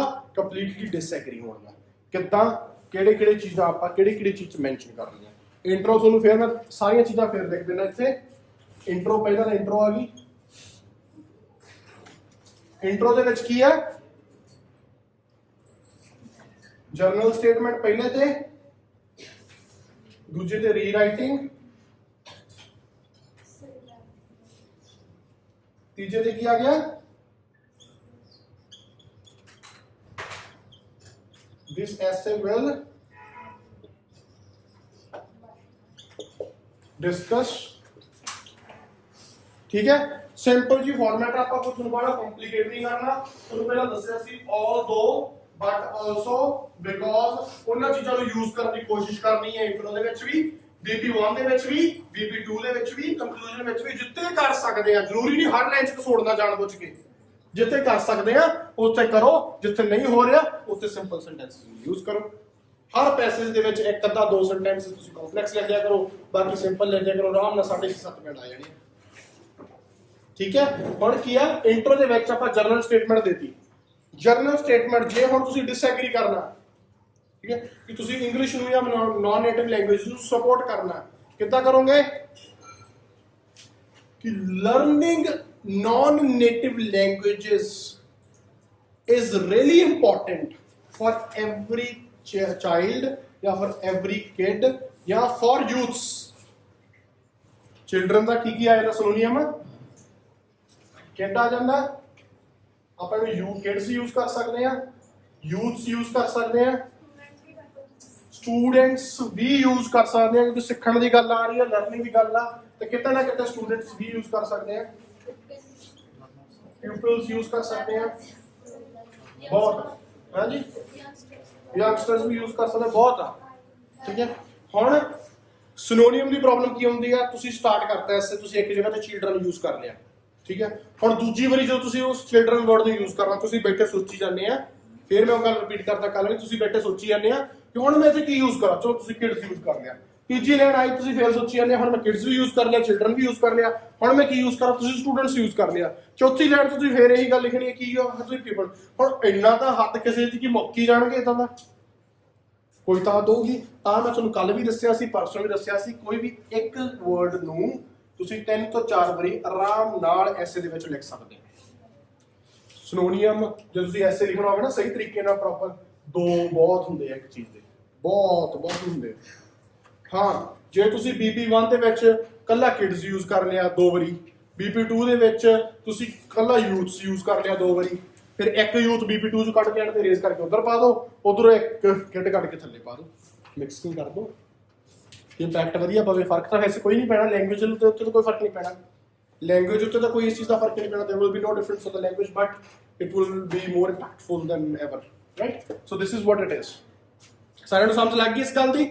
ਇੰਟਰੋ ਦੇ ਵਿੱਚ ਤਿੰਨ ਸਿੰਪਲ ਜਿਹੀਆਂ ਗੱਲਾਂ ਮੈਂ ਦੱਸੀਆਂ। ਜਰਨਲ ਸਟੇਟਮੈਂਟ ਜੇ ਤੁਸੀਂ ਲਿਖ ਸਕਦੇ ਆ ਤਾਂ, ਜੇ ਤੁਸੀਂ ਇਹ ਵੀ ਨਹੀਂ ਲਿਖ ਸਕਦੇ ਕੋਈ ਗੱਲ ਨਹੀਂ, ਸਿੱਧਾ ਰੀਫਰੇਜ਼ਿੰਗ ਕਰਕੇ ਆ ਦੱਸ ਦਿਓ ਕਿ ਐਸੇ ਕੀ ਹੋਊਗਾ। ਮੈਂ ਤੁਹਾਨੂੰ ਵਾਰ-ਵਾਰ ਇਹ ਗੱਲ ਕਰ ਰਿਹਾ, ਇੰਗਲਿਸ਼ ਦੇ ਵਿੱਚ, ਇੰਗਲਿਸ਼ ਇੱਕ ਭਾਸ਼ਾ, ਆਇਲਸ ਉਹਦਾ ਇੱਕ ਟੈਸਟ ਆ। ਇਹ ਕਿਤੇ ਨਹੀਂ ਲਿਖਿਆ, ਕੈਂਬਰਿਜ ਯੂਨੀਵਰਸਿਟੀ ਨੇ ਅੱਜ ਤੱਕ ਕਦੇ ਨਹੀਂ ਦਿੱਤਾ ਕਿ ਇਹਦਾ ਆਹ ਰੂਲ ਆ, ਇਹਦਾ ਆਹ ਰੂਲ ਆ, ਇਹਦਾ ਆਹ ਰੂਲ ਆ। ਕਦੇ ਵੀ ਕੈਂਬਰਿਜ ਯੂਨੀਵਰਸਿਟੀ ਨੇ ਆਇਲਸ ਵਾਸਤੇ ਕੋਈ ਵੀ ਰੂਲ ਨਹੀਂ ਦਿੱਤਾ। ਇੰਗਲਿਸ਼ ਵਾਸਤੇ ਰੂਲ ਦਿੱਤੇ ਆ, ਦੈਟ ਇਜ਼ ਇਨ ਗ੍ਰਾਮਰ। ਕਦੇ ਵੀ ਯੂਨੀਵਰਸਿਟੀ ਨੇ ਕਿਤੇ ਲਿਖਿਆ ਹੋਵੇ ਕਿ ਹਾਂਜੀ ਇੱਕ ਸਟਰਕਚਰ ਦਿੱਤਾ ਹੋਵੇ ਤੁਹਾਨੂੰ, ਕਿਤੇ ਵੀ ਯੂਨੀਵਰਸਿਟੀ ਨੇ published by the university of Cambridge ਜਿਹੜੀ ਐਗਜ਼ਾਮ ਪਾਉਂਦੀ ਹੈ, ਕਦੇ ਨਹੀਂ ਤੁਹਾਨੂੰ ਮਿਲੂਗਾ। ਤੁਸੀਂ ਜਰਨਲ ਸਟੇਟਮੈਂਟ ਲਿਖਣ ਦੇ ਕਾਬਿਲ ਹੈਗੇ ਆ ਤਾਂ ਲਿਖੋ, ਜੇ ਕਾਬਿਲ ਨਹੀਂ ਹੈਗੇ ਤਾਂ ਨਾ ਲਿਖੋ। ਇੰਪੈਕਟ ਚੰਗਾ ਪਊਗਾ ਜਰਨਲ ਸਟੇਟਮੈਂਟ ਦੇ ਨਾਲ। ਜਰਨਲ ਸਟੇਟਮੈਂਟ ਜੇ ਤੁਸੀਂ ਹੋਰ ਥੋੜੇ ਜਿਹੇ ਕਾਬਿਲ ਬਣਨਾ ਚਾਹੁੰਦੇ ਆ, ਜਰਨਲ ਸਟੇਟਮੈਂਟ ਨੂੰ ਕੋਟ ਦੇ ਤੌਰ ਤੇ ਲਿਖ ਦਿਓ, ਕੋਟ ਦੇ ਤੌਰ ਤੇ ਲਿਖ ਦਿਓ। ਕੋਟ ਕੀ ਆ, ਕੋਈ ਇਹੋ ਜੀ ਸਟੇਟਮੈਂਟ ਦੇ ਦਿਓ, ਕੋਈ ਇਹੋ ਜੀ ਲਾਈਨ ਲਿਖ ਦਿਓ ਜਿਹਦੇ ਨਾਲ ਐਗਜ਼ਾਮੀਨਰ ਨੂੰ, ਜਿਹੜਾ ਵੀ ਪੜ੍ਹਨ ਵਾਲਾ ਵਾ, ਰੀਡਰ ਆ, ਉਹਨੂੰ ਕੁਝ ਸਿੱਖਣ ਨੂੰ ਮਿਲ ਜੂ। ਜਿੱਦਾਂ ਕਿ learning non native language is important for children so that they can improve their lifestyle through education, immigration and better job opportunities। General statement ਦੇਤੀ, ਕੀ ਦੱਸਤਾ, ਅੱਧਾ ਤਾਂ ਐਸੇ ਐਕਸਪਲੇਨ ਕਰਤਾ ਕਿ ਅਸੀਂ ਕਿੱਧਰ ਨੂੰ ਜਾਣਾ, ਇੱਕ ਤਾਂ ਉਹਨੂੰ ਆਈਡੀਆ ਦੇਤਾ, ਠੀਕ ਹੈ। ਇੱਕ ਉਹਦੇ ਵਿੱਚ ਆਪਾਂ ਇੱਕ ਮੈਸੇਜ ਦੇਤਾ ਕਿ ਬਾਹਰਲੀਆਂ ਭਾਸ਼ਾਵਾਂ ਨੂੰ, ਫੋਰਨ ਲੈਂਗੁਏਜਸ ਨੂੰ ਪੜ੍ਹਨ ਦੇ ਨਾਲ ਬੰਦੇ ਨੂੰ ਆਹ ਫਾਇਦੇ ਹੋ ਸਕਦੇ ਆ। ਇੱਕ ਮੈਸੇਜ ਦੇਤਾ, ਇਹਨੂੰ ਆਪਾਂ ਕੋਟ ਦੇ ਤੌਰ ਤੇ ਕੰਸੀਡਰ ਕਰ ਸਕਦੇ ਹਾਂ ਕਿਤੇ ਨਾ ਕਿਤੇ। ਪੜ੍ਹਦੇ ਨਹੀਂ ਆਪਾਂ ਮੋਟੀਵੇਸ਼ਨਲ ਸਪੀਕਰਸ ਦੀਆਂ ਕੋਟਸ ਆ ਲਿਖੀਆਂ ਹੁੰਦੀਆਂ ਸਟੇਟਸ ਪਾਏ ਹੁੰਦੇ ਲੋਕਾਂ ਨੇ, ਉਹੀ ਕੋਟਸ ਆ। ਉਹ ਇੰਗਲਿਸ਼ ਲਿਖਣਾ ਟੌਪਿਕ ਦੇ ਬਾਰੇ, ਜੇ ਪਤਾ ਵਾ ਤਾਂ ਲਿਖ ਦੋ, ਜੇ ਨਹੀਂ ਪਤਾ ਤਾਂ ਬਣਾ ਲਓ, ਮੈਂ ਬਣਾਈ ਹੋਈ ਆ। ਕੋਈ ਵੀ ਚੀਜ਼ ਕਿਸੇ ਨੇ ਬੋਲੀ ਹੋਵੇ, ਲਿਖੀ ਹੋਵੇ, ਜਿਸ ਤੋਂ ਕੁਝ ਸਿੱਖਣ ਨੂੰ ਮਿਲੇ, ਕੋਈ ਲੈਸਨ ਮਿਲੇ, ਉਹ ਕੋਟ ਬਣ ਜਾਂਦੀ ਹੈ, ਸਪੈਸ਼ਲ ਤੌਰ ਤੇ ਨਹੀਂ ਬਣਾਈ ਜਾਂਦੀ, ਠੀਕ ਹੈ। ਆ ਆਪਣੀ ਸਿੰਪਲ ਇੰਟਰੋ ਹੋ ਗਈ। ਇਦਾਂ ਹੀ ਕੀਤੀ ਸਾਰਿਆਂ ਨੇ ਅੱਜ ਤੱਕ, ਕਿਸੇ ਨੇ ਕੋਈ ਚੇਂਜਸ ਕੀਤੇ ਹੋਣ ਸਰ ਤੁਸੀਂ ਪਹਿਲਾਂ ਕੋਈ ਹੋਰ ਸਟਾਈਲ ਕਰਦੇ ਹੋ, ਇਦਾਂ ਹੀ ਆ, ਠੀਕ ਹੈ। ਕਿਉਂਕਿ ਮੈਨੂੰ ਪਤਾ ਨਾ ਕਿ ਜਿਵੇਂ ਤੁਸੀਂ ਪੜ੍ਹ ਰਹੇ ਆ, ਕੋਈ ਹੋਰ ਟੀਚਰ ਤੋਂ ਪੜ੍ਹ ਰਿਹਾ ਹੋਰ, ਹਰ ਬੰਦੇ ਦਾ ਆਪਦਾ ਤਰੀਕਾ ਹੁੰਦਾ, ਪਰ ਮੈਂ ਤੁਹਾਨੂੰ ਤਰੀਕਾ ਦੱਸਦਾ, ਤੁਹਾਨੂੰ ਉਹ ਤਰੀਕੇ ਨਾਲ ਕਰਾ ਰਿਹਾ ਕਿ ਜਿਹੜਾ ਜਰਨਲ ਅਸਲ 'ਚ ਹੈਗਾ, ਮਤਲਬ ਉਹ ਕੋਈ ਤਰੀਕਾ ਹੈ ਹੀ ਨਹੀਂ, ਉਹ ਕੋਈ ਤਰੀਕਾ ਹੈ ਹੀ ਨਹੀਂ। ਜਿੱਦਾਂ ਤੁਹਾਡਾ ਜੀ ਕਰਦਾ, ਜਿਸ ਤਰੀਕੇ ਨਾਲ ਤੁਹਾਨੂੰ ਸਮਝ ਆਉਂਦੀ ਆ, ਜਿਸ ਤਰੀਕੇ ਨਾਲ ਤੁਹਾਡੇ ਪੱਲੇ ਪੈ ਰਹੀ ਹੈ ਚੀਜ਼, ਉਸ ਤਰੀਕੇ ਦੇ ਨਾਲ ਕਰਦੀ ਜਾਓ। ਕੀ ਪ੍ਰੋਬਲਮ ਆ? Why to get so confused on this ਕਿ ਜੀ ਸਾਨੂੰ ਇੱਦਾਂ ਕਰਾਇਆ ਸੀ, ਇੱਦਾਂ ਕਰਾਇਆ ਸੀ। ਭੈਣੋ ਤੇ ਭਰਾਵੋ, ਮੈਂ ਤੁਹਾਨੂੰ ਇਹ ਗੱਲ ਕਹਿਣਾ ਚਾਹੁੰਦਾ, ਜਿਹੜੀ ਚੀਜ਼ ਤੇ ਫੋਕਸ ਕਰਨਾ ਨਾ, ਉਹ ਫੋਕਸ ਕਰਨਾ ਸੈਂਟੈਂਸ ਫਾਰਮੇਸ਼ਨ ਤੇ, ਕਿ ਹਾਂ ਇੱਕ ਪੈਸੇਜ ਵਿੱਚ 2 ਸੈਂਟੈਂਸਿਸ ਅਸੀਂ ਇਹੋ ਜਿਹੇ ਪਾਏ ਆ ਜਿਹੜੇ ਇੰਪ੍ਰੈਸਿਵ ਲੱਗਦੇ ਆ ਕਿ ਨਹੀਂ ਲੱਗਦੇ। ਤੁਸੀਂ ਫੋਕਸ ਕਰ ਰਹੇ ਆ ਕਿ ਜੀ ਮੈਨੂੰ ਇੱਥੇ ਜਰਨਲ ਸਟੇਟਮੈਂਟ ਲਿਖਣ ਨੂੰ ਕਿਹਾ। ਮੈਂ ਜ਼ਿਆਦਾਤਰ ਬੱਚਿਆਂ ਦੀ ਕੁਆਰੀਜ਼ ਦੇਖਦਾ ਇੰਟਰਨੈਟ ਤੇ ਵੀ, ਆ ਜਿਹੜੇ YouTube ਤੇ ਦੇਖੀ ਜਾਂਦੇ ਬੱਚੇ, ਇਹਨਾਂ ਦੀਆਂ ਕੁਆਰੀਜ਼ ਵੀ ਦੇਖਦਾ, ਤੁਹਾਡੀਆਂ ਵੀ ਦੇਖਦਾ। ਤੁਸੀਂ ਇਹੀ ਕਹਿੰਦੇ ਆ ਸਾਨੂੰ ਕਿਹਾ ਸੀ ਜਰਨਲ ਸਟੇਟਮੈਂਟ ਦੇ। ਮੈਂ ਕੱਲ ਪਰਸੋਂ ਇੱਕ ਯੂਟਿਊਬਰ ਦੀ ਵੀਡੀਓ ਦੇਖ ਰਿਹਾ ਸੀ ਰਾਈਟਿੰਗ ਦੇ ਉੱਪਰ, ਉਹ ਕਹਿ ਰਿਹਾ ਦੇਖੋ ਬੱਚਿਓ ਕਿ ਹੁਣ ਜਰਨਲ ਸਟੇਟਮੈਂਟ ਦਾ ਰੂਲ ਨਹੀਂ ਹੈਗਾ, ਇਹ ਰੂਲ ਚਲਾ ਗਿਆ। ਕਿੱਥੇ ਚਲਾ ਗਿਆ ਤੇ ਕਿੱਥੋਂ ਆਇਆ ਸੀ ਇਹ ਦੱਸਿਆ ਨਹੀਂ, ਕਿਹਨੇ ਦਿੱਤਾ ਸੀ ਤੇ ਕਿਹਨੇ ਭਜਾਤਾ ਇਹ ਦੱਸਿਆ ਹੀ ਨਹੀਂ। ਆਪ ਹੀ ਲਿਆਂਦਾ ਸੀ ਤੇ ਆਪ ਹੀ ਭਜਾਤਾ, ਆ ਵੀ ਆਪ ਹੀ ਲਿਆਂਦਾ ਹੋਇਆ ਰੂਲ ਆ। ਆਪ ਹੀ ਲਿਆਂਦਾ ਇਹ ਕਦੇ ਕੈਂਬਰਿਜ ਨੇ ਨਹੀਂ ਕਿਹਾ ਕਿ ਜਰਨਲ ਸਟੇਟਮੈਂਟ ਦੇਖੋ ਇਹ ਲਿਖੋ ਉਹ ਲਿਖੋ। ਜਸਟ ਆਪਾਂ ਇੱਕ ਫਾਰਮੈਟ ਮੈਂ ਜਦੋਂ ਤੁਹਾਨੂੰ ਪੜ੍ਹਾ ਰਿਹਾ ਮੈਂ ਬਣਾ ਰਿਹਾ ਕਿ ਤੁਸੀਂ ਇਸ ਤਰੀਕੇ ਨਾਲ ਲਿਖੋਗੇ ਤਾਂ ਮੈਨੂੰ ਪੜ੍ਹਨ ਦੇ ਵਿੱਚ ਵਧੀਆ ਲੱਗੂਗਾ ਤੇ ਇਹਦਾ ਐਗਜ਼ਾਮ ਕਰਨ ਨੂੰ ਵਧੀਆ ਲੱਗੂਗਾ। देयर इज पॉसिबिलिटी ਜੇ ਤੁਹਾਡਾ ਇਨਾ ਮਾਈਂਡ ਹੈਗਾ ਤੁਹਾਡੇ 'ਚ ਇਨੀ ਬੁੱਧੀ ਹੈਗੀ ਆ ਤੁਸੀਂ ਆਪਣੇ ਵੀ ਰੂਲਸ ਬਣਾ ਸਕਦੇ ਆ ਜਿੱਦਾਂ ਤੁਹਾਨੂੰ ਠੀਕ ਲੱਗੇ। ਜੇ ਤੁਸੀਂ ਆਹ ਲਿਖ ਰਹੇ ਆ ਲਿਖੋ ਨਹੀਂ ਲਿਖਣਾ ਨੇ ਤੁਹਾਨੂੰ ਲੱਗਦਾ ਕਿ ਮੈਂ ਆਹੀ ਲਿਖਣਾ ਵਾ ਤੇ ਮੈਂ ਰੀਰਾਈਟ ਨਹੀਂ ਕਰਨਾ ਕੋਈ ਗੱਲ ਨਹੀਂ। You can create your own rules but just ਤੁਹਾਡਾ ਜੋ ਇਸ ਟਾਈਮ ਤੇ ਲੈਵਲ ਆ ਜਿਸ ਤਰੀਕੇ ਨਾਲ ਤੁਸੀਂ ਪੜ੍ਹਦੇ ਆ ਆਇਲਸ ਨੂੰ ਕਰਦੇ ਆ ਉਸ ਤਰੀਕੇ ਦੇ ਨਾਲ ਮੈਨੂੰ ਇਦਾਂ ਦੱਸਣਾ ਪੈ ਰਿਹਾ ਸਟਰਕਚਰ। ਇਹਨੂੰ ਲਿਖ ਲਓ ਤਿੰਨੇ ਚੀਜ਼ਾਂ ਨੂੰ ਕਿ ਇੰਟਰੋ ਤੁਸੀਂ ਇਦਾਂ ਕਰ ਸਕਦੇ ਆ। ਦਿਸ ਐਸੇ ਵਿਲ argue या discuss agreement on the statement or agreement on the question। ਜੇ ਤੁਸੀਂ ਐਗਰੀ ਹੋ ਰਹੇ ਆ ਜੇ ਡਿਸਐਗਰੀ ਹੋ ਤਾਂ ਡਿਸਐਗਰੀਮੈਂਟ ਲਿਖ ਲਿਆ ਸਾਰਿਆਂ ਨੇ। ਇੰਟਰੋ ਲਿਖਣੀ ਕਿੱਦਾਂ ਕਰਨੀ ਹੈ ਸੇਮ ਸਟਰਕਚਰ ਹੀ ਆ। ਹੁਣ BP1 BP2 ਦੀ ਗੱਲ ਆ ਗਈ ਜਿਹੜੇ ਤੁਹਾਡੇ BPs ਆ ਜਿਹੜੇ ਤੁਹਾਡੇ BPs ਆ ਠੀਕ ਹੈ ਚਾਹੇ ਉਹ BP1 ਹੋਵੇ ਚਾਹੇ ਉਹ BP2 ਹੋਵੇ ਠੀਕ ਹੈ ਆਪਾਂ ਦੋ ਪੁਆਇੰਟ ਡਿਸਕਸ ਕਰਨੇ ਆ। ਜੇ ਐਗਰੀ ਕਰਨਾ ਤਾਂ ਐਗਰੀ ਦੇ ਦੋ ਪੁਆਇੰਟ ਡਿਸਕਸ ਕਰਨੇ ਆ ਜੇ ਡਿਸਐਗਰੀ ਕਰਨਾ ਤਾਂ ਡਿਸਐਗਰੀ ਦੇ ਦੋ ਪੁਆਇੰਟ ਡਿਸਕਸ ਕਰਨੇ ਆ। ਕੱਲ ਆਪਾਂ ਪਾਰਸ਼ਲ ਵਾਲਾ ਐਸੇ ਕੀਤਾ ਸੀ ਜਿਹ 'ਚ ਆਪਾਂ ਪਹਿਲਾਂ ਡਿਸਐਗਰੀ ਦੇ ਫੈਕਟ ਦੱਸੇ ਸੀ ਫਿਰ ਆਪਾਂ ਐਗਰੀ ਸਟਰੋਂਗਲੀ ਐਗਰੀ ਹੋ ਗਏ ਸੀ ਫਿਰ ਕਨਕਲੂਜਨ ਵੀ ਆਪਾਂ ਸਟਰੋਂਗਲੀ ਐਗਰੀ ਕਰਤਾ ਸੀ। ਆਪਾਂ ਦੱਸਿਆ ਸੀ ਕਿ ਹਾਂ ਆਹ ਵਿਊ ਪੁਆਇੰਟਸ ਹੈਗੇ ਆ ਐਗਜ਼ਿਸਟ ਕਰਦੇ ਆ ਪਰ ਮੈਂ ਇਸ ਚੀਜ਼ ਨਾਲ ਇੱਧਰ ਸਹਿਮਤ ਆ ਅਸਹਿਮਤ ਆ ਤਾਂ ਕਨਕਲੂਜਨ ਵੀ ਆਪਾਂ ਉਸ ਚੀਜ਼ ਦਾ ਕਰਤਾ ਸੀ। ਹੁਣ ਕੀ ਆ ਗਈ ਇਹਦੇ ਵਿੱਚ ਆਪਾਂ ਸਭ ਤੋਂ ਪਹਿਲਾਂ ਕੀ ਕਰਨਾ ਸਟੇਟਮੈਂਟ ਸਭ ਤੋਂ ਪਹਿਲਾਂ ਦੇਣੀ ਆਪਾਂ ਕੀ ਦੇਣੀ ਹੈ ਉੱਚੀ ਬੋਲੋ ਸਟੇਟਮੈਂਟ। ਆਪਾਂ ਸਟੇਟਮੈਂਟ ਦੇਣੀ ਹੈ ਕਿ ਪਹਿਲਾ ਪੁਆਇੰਟ ਜਿਹੜੇ ਆਪਾਂ 4 ਪੁਆਇੰਟ ਡਿਸਕਸ ਕੀਤੇ ਸੀ ਡਿਸਐਗਰੀ ਦੇ ਉਹ ਚੋਂ ਪਹਿਲਾ ਪੁਆਇੰਟ ਕੀ ਹੈਗਾ ਪਹਿਲਾ ਪੁਆਇੰਟ ਠੀਕ ਹੈ ਉਹਦੀ ਇੱਕ ਸਟੇਟਮੈਂਟ ਦੇਤੀ ਫਿਰ ਉਹਦੇ ਰੀਜ਼ਨਸ ਦੇਤੇ ਕਿਉਂ ਹੈਗਾ ਕਿਉਂ ਠੀਕ ਹੈ ਫਿਰ ਉਹਦੀ ਐਗਜ਼ਾਮਪਲ ਦਿੱਤੀ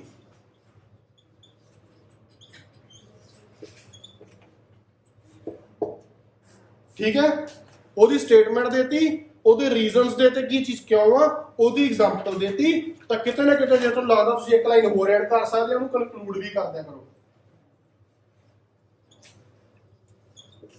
ਉਹਨੂੰ ਕਨਕਲੂਡ ਵੀ ਕਰ ਦਿਆ ਕਰੋ ਕਨਕਲੂਜਨ ਵੀ ਕੱਢ ਦਿਆ ਕਰੋ ਉਸ ਲਾਈਨ ਦਾ ਜੇ ਤੁਹਾਡੇ ਕੋਲ ਇੱਕ ਲਾਈਨ ਬਣਦੀ ਹੈ ਜੇ ਨਹੀਂ ਬਣਦੀ ਫਿਰ ਵੀ ਕੋਈ ਗੱਲ ਨਹੀਂ ਫਿਰ ਵੀ ਕੋਈ ਪ੍ਰੋਬਲਮ ਨਹੀਂ ਹੈਗੀ। ਸੈਂਟੈਂਸ ਫਾਰਮੇਸ਼ਨ ਤੇ ਸਭ ਤੋਂ ਜ਼ਿਆਦਾ ਫੋਕਸ ਕਰਨਾ ਤੇ ਆਈਡੀਆ ਦੇ ਉੱਤੇ ਸਭ ਤੋਂ ਜ਼ਿਆਦਾ ਫੋਕਸ ਕਰਨਾ ਬਾਕੀ ਜਿਵੇਂ ਵੀ ਲਿਖੋਗੇ ਸਹੀ ਹੋਊਗਾ ਕਦੇ ਵੀ ਤੁਹਾਨੂੰ ਐਥੀਕਲੀ ਪ੍ਰੈਕਟੀਕਲੀ ਸਟਰਕਚਰ ਵਾਈਜ਼ ਗਲਤ ਨਹੀਂ ਕੀਤਾ ਜਾਊਗਾ। ਇਹ ਤਾਂ ਹੁੰਦਾ ਵਾ ਜਿਹੜਾ ਤਾਂ ਬੱਚਾ ਮਾੜਾ ਮੋਟਾ ਸਕੂਲ 'ਚ ਇੰਗਲਿਸ਼ ਪੜ੍ਹਿਆ 10ਵੀਂ 12ਵੀਂ 6ਵੀਂ ਤੋਂ ਲੈ ਕੇ 5ਵੀਂ ਤੱਕ ਉਹ ਬੱਚਾ ਤਾਂ ਆਹ ਸਟਰਕਚਰ ਦੱਸੋ ਨਾ ਦੱਸੋ ਉਹਨੇ ਕਰ ਲੈਣਾ। ਜਿਹੜਾ ਬੱਚੇ ਦਾ ਬੇਸ ਥੋੜਾ ਜਿਹਾ ਵੀਕ ਆ ਉਹਨੂੰ ਦੱਸਣਾ ਜ਼ਰੂਰੀ ਹੁੰਦਾ ਕਿ ਇਦਾਂ ਇਦਾਂ ਦਾ ਆਪਾਂ ਕਰਨਾ ਉਹਨਾਂ ਵਾਸਤੇ ਸਟਰਕਚਰਸ ਹੁੰਦੇ ਆ। ਹੁਣ ਸਟੂਡੈਂਟਸ ਹੀ ਆਖਣਾ ਉਹ ਫਾਰਮੈਟ ਨਹੀਂ ਹੁੰਦਾ ਜਿਵੇਂ ਤੇਂਦਰ ਸਰ ਨੇ ਇੱਕ ਦਿਨ ਕਰਾਇਆ ਹੋਣਾ ਤੁਹਾਨੂੰ ਇਦਾਂ ਰਾਈਟਿੰਗ ਦਾ ਫਾਰਮੈਟ ਜਿਹਦਾ ਬਸ ਫਿਲਿੰਗ ਦਾ ਬਲੈਂਕਸ ਨੂੰ ਭਰਨਾ ਸਾਰਾ ਐਸੇ ਹੁੰਦਾ ਨਾ ਇੱਕ ਫਾਰਮੈਟ ਹੁੰਦਾ ਵਾ ਇੱਕ ਪ੍ਰੋਪਰ ਲਿਖਿਆ ਨੈਟ ਤੇ ਮਿਲ ਜਾਂਦਾ ਤੁਹਾਨੂੰ। ਹੁਣ ਇੱਕ ਬੱਚਾ ਹਾਂਜੀ ਹੈ ਇੱਕ ਬੱਚਾ ਸੀ ਉਹਨੇ 4.5 ਮਿੰਟ ਆ ਰਹੇ ਸੀਗੇ ਉਹਨੇ ਉਹ ਸਟਰਕਚਰ ਨੂੰ ਬਸ ਕਾਪੀ ਪੇਸਟ ਕੀਤਾ ਐਗਜ਼ਾਮ 'ਚ ਉੱਥੇ ਆ ਫਿਲਿੰਗ ਦਾ ਬਲੈਂਕਸ ਕੀਤੀਆਂ ਟੌਪਿਕ ਵਾਈਜ਼ ਉਹਦੇ 6.5 ਆ ਗਏ ਠੀਕ ਹੈ। ਉਹ ਹੋ ਜਾਂਦਾ ਪਰ ਉਹਨਾਂ ਬੱਚਿਆਂ ਵਾਸਤੇ ਆ ਜਿਹਨਾਂ ਨੂੰ ਜਮਾ ਹੀ ਬੇਸਿਸ ਕਲੀਅਰ ਨਹੀਂ ਹੈਗਾ ਕਿ ਜੇ ਉਹਨੂੰ ਕਹਿ ਰਹੀ ਹੈ ਕਿ ਯਾਰ ਤੂੰ ਆ ਟੌਪਿਕ ਬਾਰੇ ਇੰਗਲਿਸ਼ ਬੋਲ ਲਾ ਲਿਖ ਲਾ ਕਰ ਹੀ ਨਹੀਂ ਸਕਦਾ। ਜੇ ਤੁਸੀਂ ਬੋਲ ਸਕਦੇ ਆ ਲਿਖ ਸਕਦੇ ਆ ਟਰਾਈ ਕਰੋ ਬੋਝ ਪਾਓ ਦਿਮਾਗ ਤੇ ਬੋਝ ਪਾਉਣ ਲਈ ਬੈਠੇ ਔਰ ਕਰਨਾ ਵੀ ਕੀ ਹੈ ਤੁਸੀਂ ਬੋਝ ਪਾਓ ਬਣਾਓ ਆਪਣੀ ਸਟ੍ਰੈਟਜੀ ਤੁਸੀਂ ਕਿੱਦਾਂ ਆਨਸਰ ਕਰੋਗੇ ਕਿਹੜੇ ਕਿਹੜੇ ਸੈਂਟੈਂਸਸ ਲਿਖੋਗੇ ਸੈਂਟੈਂਸ ਫਾਰਮੇਸ਼ਨ 'ਚ ਜਿਹਨੂੰ ਪ੍ਰੋਬਲਮ ਆ ਕਿਹੜਾ ਕਿਵੇਂ ਕਰਨਾ ਉਹਨੂੰ ਮੈਂ ਦੱਸੂਗਾ। ਜੇ ਆਪਾਂ ਤੁਸੀਂ ਚਾਹੁੰਦੇ ਆ ਕਿ ਮੈਂ ਰਾਈਟਿੰਗ ਦੀ ਕਲਾਸ ਨੂੰ ਰੋਕ ਕੇ ਆਪਾਂ ਵਿੱਚ ਸੈਂਟੈਂਸ ਫਾਰਮੇਸ਼ਨ ਤੇ ਕਰ ਲਾਂਗੇ ਪੂਰੀ ਕਲਾਸ ਜਿੰਨੇ ਵੀ ਆਪਾਂ sentence formation not only but also either ਔਰ ਨੀਦਰ ਨੋਰ ਜਿੰਨੇ ਵੀ ਪਾਉਂਦੇ ਆ ਸਾਰੇ ਕਿੱਦਾਂ ਕਰਨੀ ਆ ਵਿਦ ਐਗਜ਼ਾਮਪਲਸ ਆਪਾਂ ਪੜ੍ਹ ਲਾਂਗੇ ਠੀਕ ਹੈ। ਉਹ ਤੁਸੀਂ ਡਿਸਕਸ ਕਰਕੇ ਮੈਨੂੰ ਦੱਸ ਦਿਓ ਠੀਕ ਹੈ। ਜਾਂ YouTube ਵਾਲੇ ਬੱਚੇ ਜਿਹੜੇ YouTube ਤੇ ਕਮੈਂਟ ਕਰ ਦੇਣਗੇ ਇਹਨਾਂ ਦੀ ਤਾਂ ਵੀਡੀਓ ਬਣ ਸਕਦੀ ਆ ਠੀਕ ਹੈ ਤੇ ਤੁਸੀਂ ਦੱਸ ਸਕਦੇ ਆ ਠੀਕ ਹੈ। ਇਹ ਚੀਜ਼ ਹੋ ਗਈ ਦੋਨੋਂ BPs ਵਿੱਚ ਇਦਾਂ ਕਰਨਾ ਪਹਿਲਾ 2 ਪੁਆਇੰਟ ਸਟੇਟਮੈਂਟ 1 ठीक है स्टेटमेंट 1 रीजन 1 एग्जांपल 1 कंक्लूजन 1 फिर स्टेटमेंट 2 रीजन 2 एग्जांपल 2 कंक्लूजन 2 एक लाइन का सारा कुछ करना एक लाइन का करना जे आप एक लाइन भी लिखते हैं statement check line reason check line example check line चलो कंक्लूजन च नहीं भी लिखते ठीक है चलो एक दा कंक्लूजन लिख एक दा नहीं लिखता 4 लाइना एदियां 4 लाइना ਦੂਜੇ ਪੁਆਇੰਟ ਦੀਆਂ 8 ਲੈਣਾ, ਜੇ 10 ਵਰਡ ਵੀ ਆ 80 ਵਰਡ, ਤੇ ਦੂਜੇ ਪੈਰਾਗ੍ਰਾਫ ਦੇ ਵਿੱਚ ਫਿਰ ਅਗਲੇ 2 ਪੁਆਇੰਟਾਂ ਦੀਆਂ 4 ਲੈਣਾ, ਤੇ 4 4 8 ਹੋਰ 80 ਵਰਡ ਵੀ ਹੋ ਗਏ 160 ਵਰਡ, 50 ਵਰਡ ਇੰਟਰੋ ਦੇ, 30 40 ਵਰਡ ਕਨਕਲੂਜਨ ਦੇ। ਡਨ। ਕੋਈ ਡਾਊਟ ਹੋਵੇ ਇਹਦੇ ਵਿੱਚ, ਸਿੰਪਲ ਜਿਹਾ ਫਾਰਮੂਲਾ, ਪਤਾ ਨਹੀਂ ਕਿਉਂ ਚੱਕਰਾਂ 'ਚ ਪਈਆਂ, ਸਟਰਕਚਰ ਨਹੀਂ ਸਮਝ ਲੱਗਿਆ, ਕੀ ਹੈਗਾ ਇਹਦੇ ਵਿੱਚ, ਉਹਦੀ ਸਟੇਟਮੈਂਟ ਲਿਖ ਦਿਓ। ਸਟੇਟਮੈਂਟ ਲਿਖਣ 'ਚ ਇਹ ਹੈ ਕਿ ਤੁਸੀਂ ਕਹਿਣਾ ਕੀ ਚਾਹੁੰਦੇ ਹੋ, ਪੁਆਇੰਟ ਲਿਖ ਦਿਓ, ਉਹਦੇ ਕਾਰਨ ਦੱਸ ਦਿਓ ਕੀ ਆ, ਉਹਦੀ ਇੱਕ ਐਗਜ਼ਾਮਪਲ ਦੇ ਦਿਓ, ਤੇ ਕਨਕਲੂਜਨ ਕਰਨਾ ਕਰ ਦਿਓ, ਨਹੀਂ ਕਰਨਾ ਨਾ ਕਰੋ। BB1 ਹੋ ਗਿਆ, ਸੇਮ ਅਗਲੇ 2 ਪੁਆਇੰਟ ਵਾਲੀ ਫੇਰ ਕਰ ਦਿਓ, ਬਸ ਉਹਨੂੰ ਥੋੜਾ ਅਟੈਚ ਕਰੋ, ਹਾਊ ਐਵਰ ਲਿਖ ਕੇ ਇਦਾਂ ਸਟਾਰਟਿੰਗ ਸੋਹਣੀ ਕਰ ਦਿਓ। ਇਹੀ ਆਪਾਂ ਕੰਪਲੈਕਸ ਸੈਂਟੈਂਸ ਸਿੱਖਣੇ ਆ, ਠੀਕ ਹੈ। ਇਹ ਹੋ ਗਿਆ। ਕਨਕਲੂਜਨ ਕਰ ਦੋ। ਕਨਕਲੂਜਨ 'ਚ ਕੀ ਕਰਨਾ, ਹੁਣ ਕਨਕਲੂਜਨ ਸੁਣ ਲਓ, ਸਿੰਪਲ ਜਿਹਾ ਕਨਕਲੂਜਨ ਆ, ਬਹੁਤ ਜ਼ਿਆਦਾ ਸਿੰਪਲ। ਜਦੋਂ ਤੁਸੀਂ ਤੇ ਕਨਕਲੂਡ ਕਰਤਾ BB1 BB2 ਨੂੰ ਕਨਕਲੂਡ ਕਰਤਾ ਨਾ, ਆਹ ਫਾਇਦੇ ਹੋਣੇ ਆ, ਆਹ ਫਾਇਦੇ ਇਸ ਪੁਆਇੰਟ ਦੇ ਹੋਣੇ, ਠੀਕ ਹੈ। ਉਹ 4 ਕਨਕਲੂਜਨ ਹੋ ਗਏ, ਠੀਕ ਹੈ। ਉਹ 4 ਕਨਕਲੂਜਨ ਦਾ ਦੇਖ ਲਓ। ਜੇ ਤੁਸੀਂ ਕਨਕਲੂਡ ਕਰਦੇ ਆ ਉਹਨਾਂ ਦਾ, ਜਿਵੇਂ ਆਪਾਂ ਰੀਫਰੇਸ ਕਰਦੇ ਆ ਇੰਟਰੋਡਕਸ਼ਨ ਦੇ ਵਿੱਚ, ਠੀਕ ਹੈ। BB1 ਦਾ ਕਨਕਲੂਜਨ, BB2 ਦਾ ਕਨਕਲੂਜਨ, ਉਹਨਾਂ ਨੂੰ ਰੀਰਾਈਟ ਕਰ ਦਿਓ। ਜਿਹੜੇ ਉਹ ਆਈਡੀਆਜ਼ ਆ, ਜਿਹੜੇ ਉਹ ਲੈਸਨਸ ਮਿਲਦੇ ਆ BB1 BB2 ਚੋਂ, ਚਾਹੇ 2 ਹੋਣ ਚਾਹੇ 4 ਹੋਣ, ਚਾਰੇ ਪੁਆਇੰਟਾਂ ਦੇ ਜਿਹੜੇ ਕਨਕਲੂਜਨ ਕੀਤੇ ਆ, ਚਾਰਿਆਂ ਨੂੰ ਐਂਡ ਤੇ ਕਨਕਲੂਡ ਕਰ ਦਿਓ 4 ਲਾਈਨਾਂ ਦੇ ਵਿੱਚ, ਤੇ ਕਹਿ ਦਿਓ ਆਈ ਐਗਰੀ ਔਰ ਆਈ ਡਿਸਐਗਰੀ, ਦੈਟਸ ਇਟ। ਕਿਸੇ ਨੂੰ ਨਾ ਸਮਝ ਲੱਗਿਆ ਹੋਵੇ ਇਹ ਕਨਸੈਪਟ ਦੱਸ ਦਿਓ, ਹੁਣੇ ਹੱਥ ਖੜੇ ਕਰ ਦਿਓ। Everyone understood the whole concept of completely agree and completely disagree, yes or no? ਸਾਰਿਆਂ ਨੂੰ ਸਮਝ ਲੱਗ ਗਿਆ?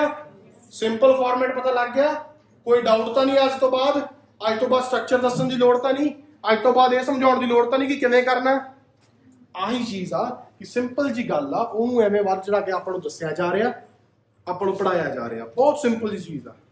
ਅੱਜ ਤੋਂ 15-20 ਦਿਨ ਬਾਅਦ ਮੈਂ ਮੰਨਦਾ ਕਿ ਜਿਸ ਹਿਸਾਬ ਨਾਲ ਆਪਾਂ ਇਹ ਚੀਜ਼ ਕਰ ਰਹੇ ਆ, ਜੇ ਤੁਹਾਡੇ ਕੋਲ ਇਹਦੇ ਨੋਟਸ ਹੈਗੇ ਆ, ਨੋਟਸ ਨੂੰ 15 ਮਿੰਟ ਪੜ੍ਹ ਕੇ ਤੁਸੀਂ ਸਾਰੀ ਕਲਾਸ ਅਟੈਂਡ ਕਰ ਸਕਦੇ ਕਿਸੇ ਹੋਰ ਕਲਾਸ ਜਾਂ ਨਵੇਂ ਬੱਚੇ, ਕਿਉਂਕਿ ਜੋ ਤੁਹਾਨੂੰ ਜਿਹੜੀ ਵੀ ਚੀਜ਼ ਕਰਾ ਰਹੇ ਆ structure wise, ideology wise, question ਨੂੰ ਰੀਡਿੰਗ ਵਾਈਜ਼, ਕਨਸੈਪਚੁਅਲ ਬੇਸਿਸ ਦੇ ਉੱਤੇ ਕਰਾ ਰਿਹਾ ਮੈਂ ਸਾਰੇ ਐਸੇਸ, ਕਿ ਤੁਹਾਨੂੰ ਕਨਸੈਪਟ ਕਲੀਅਰ ਹੋ ਜੇ ਇਹ ਕਰਨਾ ਕਿਵੇਂ ਆ, ਤੇ ਸਿੰਪਲ ਫਾਰਮੈਟ ਦੇ ਵਿੱਚ ਕਿੱਦਾਂ ਕਰਕੇ 6.5-7 ਬੈਂਡ ਦਾ ਟਾਰਗੇਟ ਕਰਨਾ।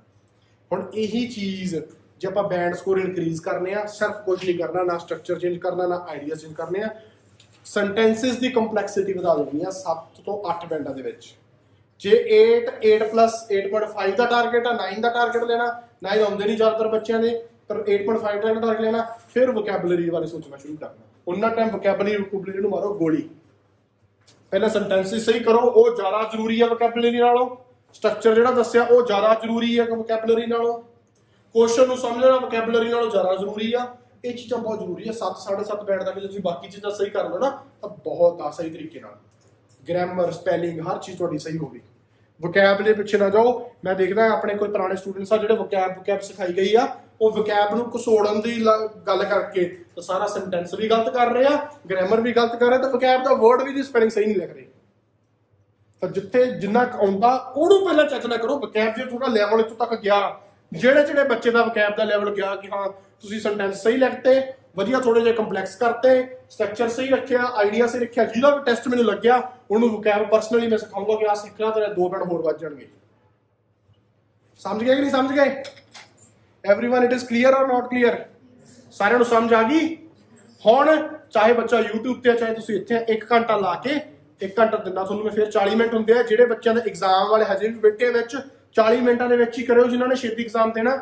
ਬਾਕੀ ਬੱਚੇ 1 ਘੰਟਾ ਲੈ ਕੇ ਆਰਾਮ ਨਾਲ ਇਸ ਐਸੇ ਨੂੰ ਕਰੋ ਤੇ ਆਪਣੇ ਕਾਪੀ ਸਬਮਿਟ ਕਰਾਓ, ਫਿਰ ਉਹ ਚੈੱਕ ਕਰਾਂਗੇ। ਠੀਕ ਹੈ, ਯੂਰ ਟਾਈਮ ਸਟਾਰਟਸ ਨਾਓ। ਫਿਰ 1 ਘੰਟੇ ਤੋਂ ਬਾਅਦ 5 ਮਿੰਟ ਦੀ ਬ੍ਰੇਕ ਆਪਾਂ ਲਵਾਂਗੇ, ਫਿਰ ਰੀਡਿੰਗ ਸਟਾਰਟ ਕਰਾਂਗੇ। ਠੀਕ ਹੈ ਜੀ, ਆਲ ਰਾਈਟ, ਥੈਂਕ ਯੂ।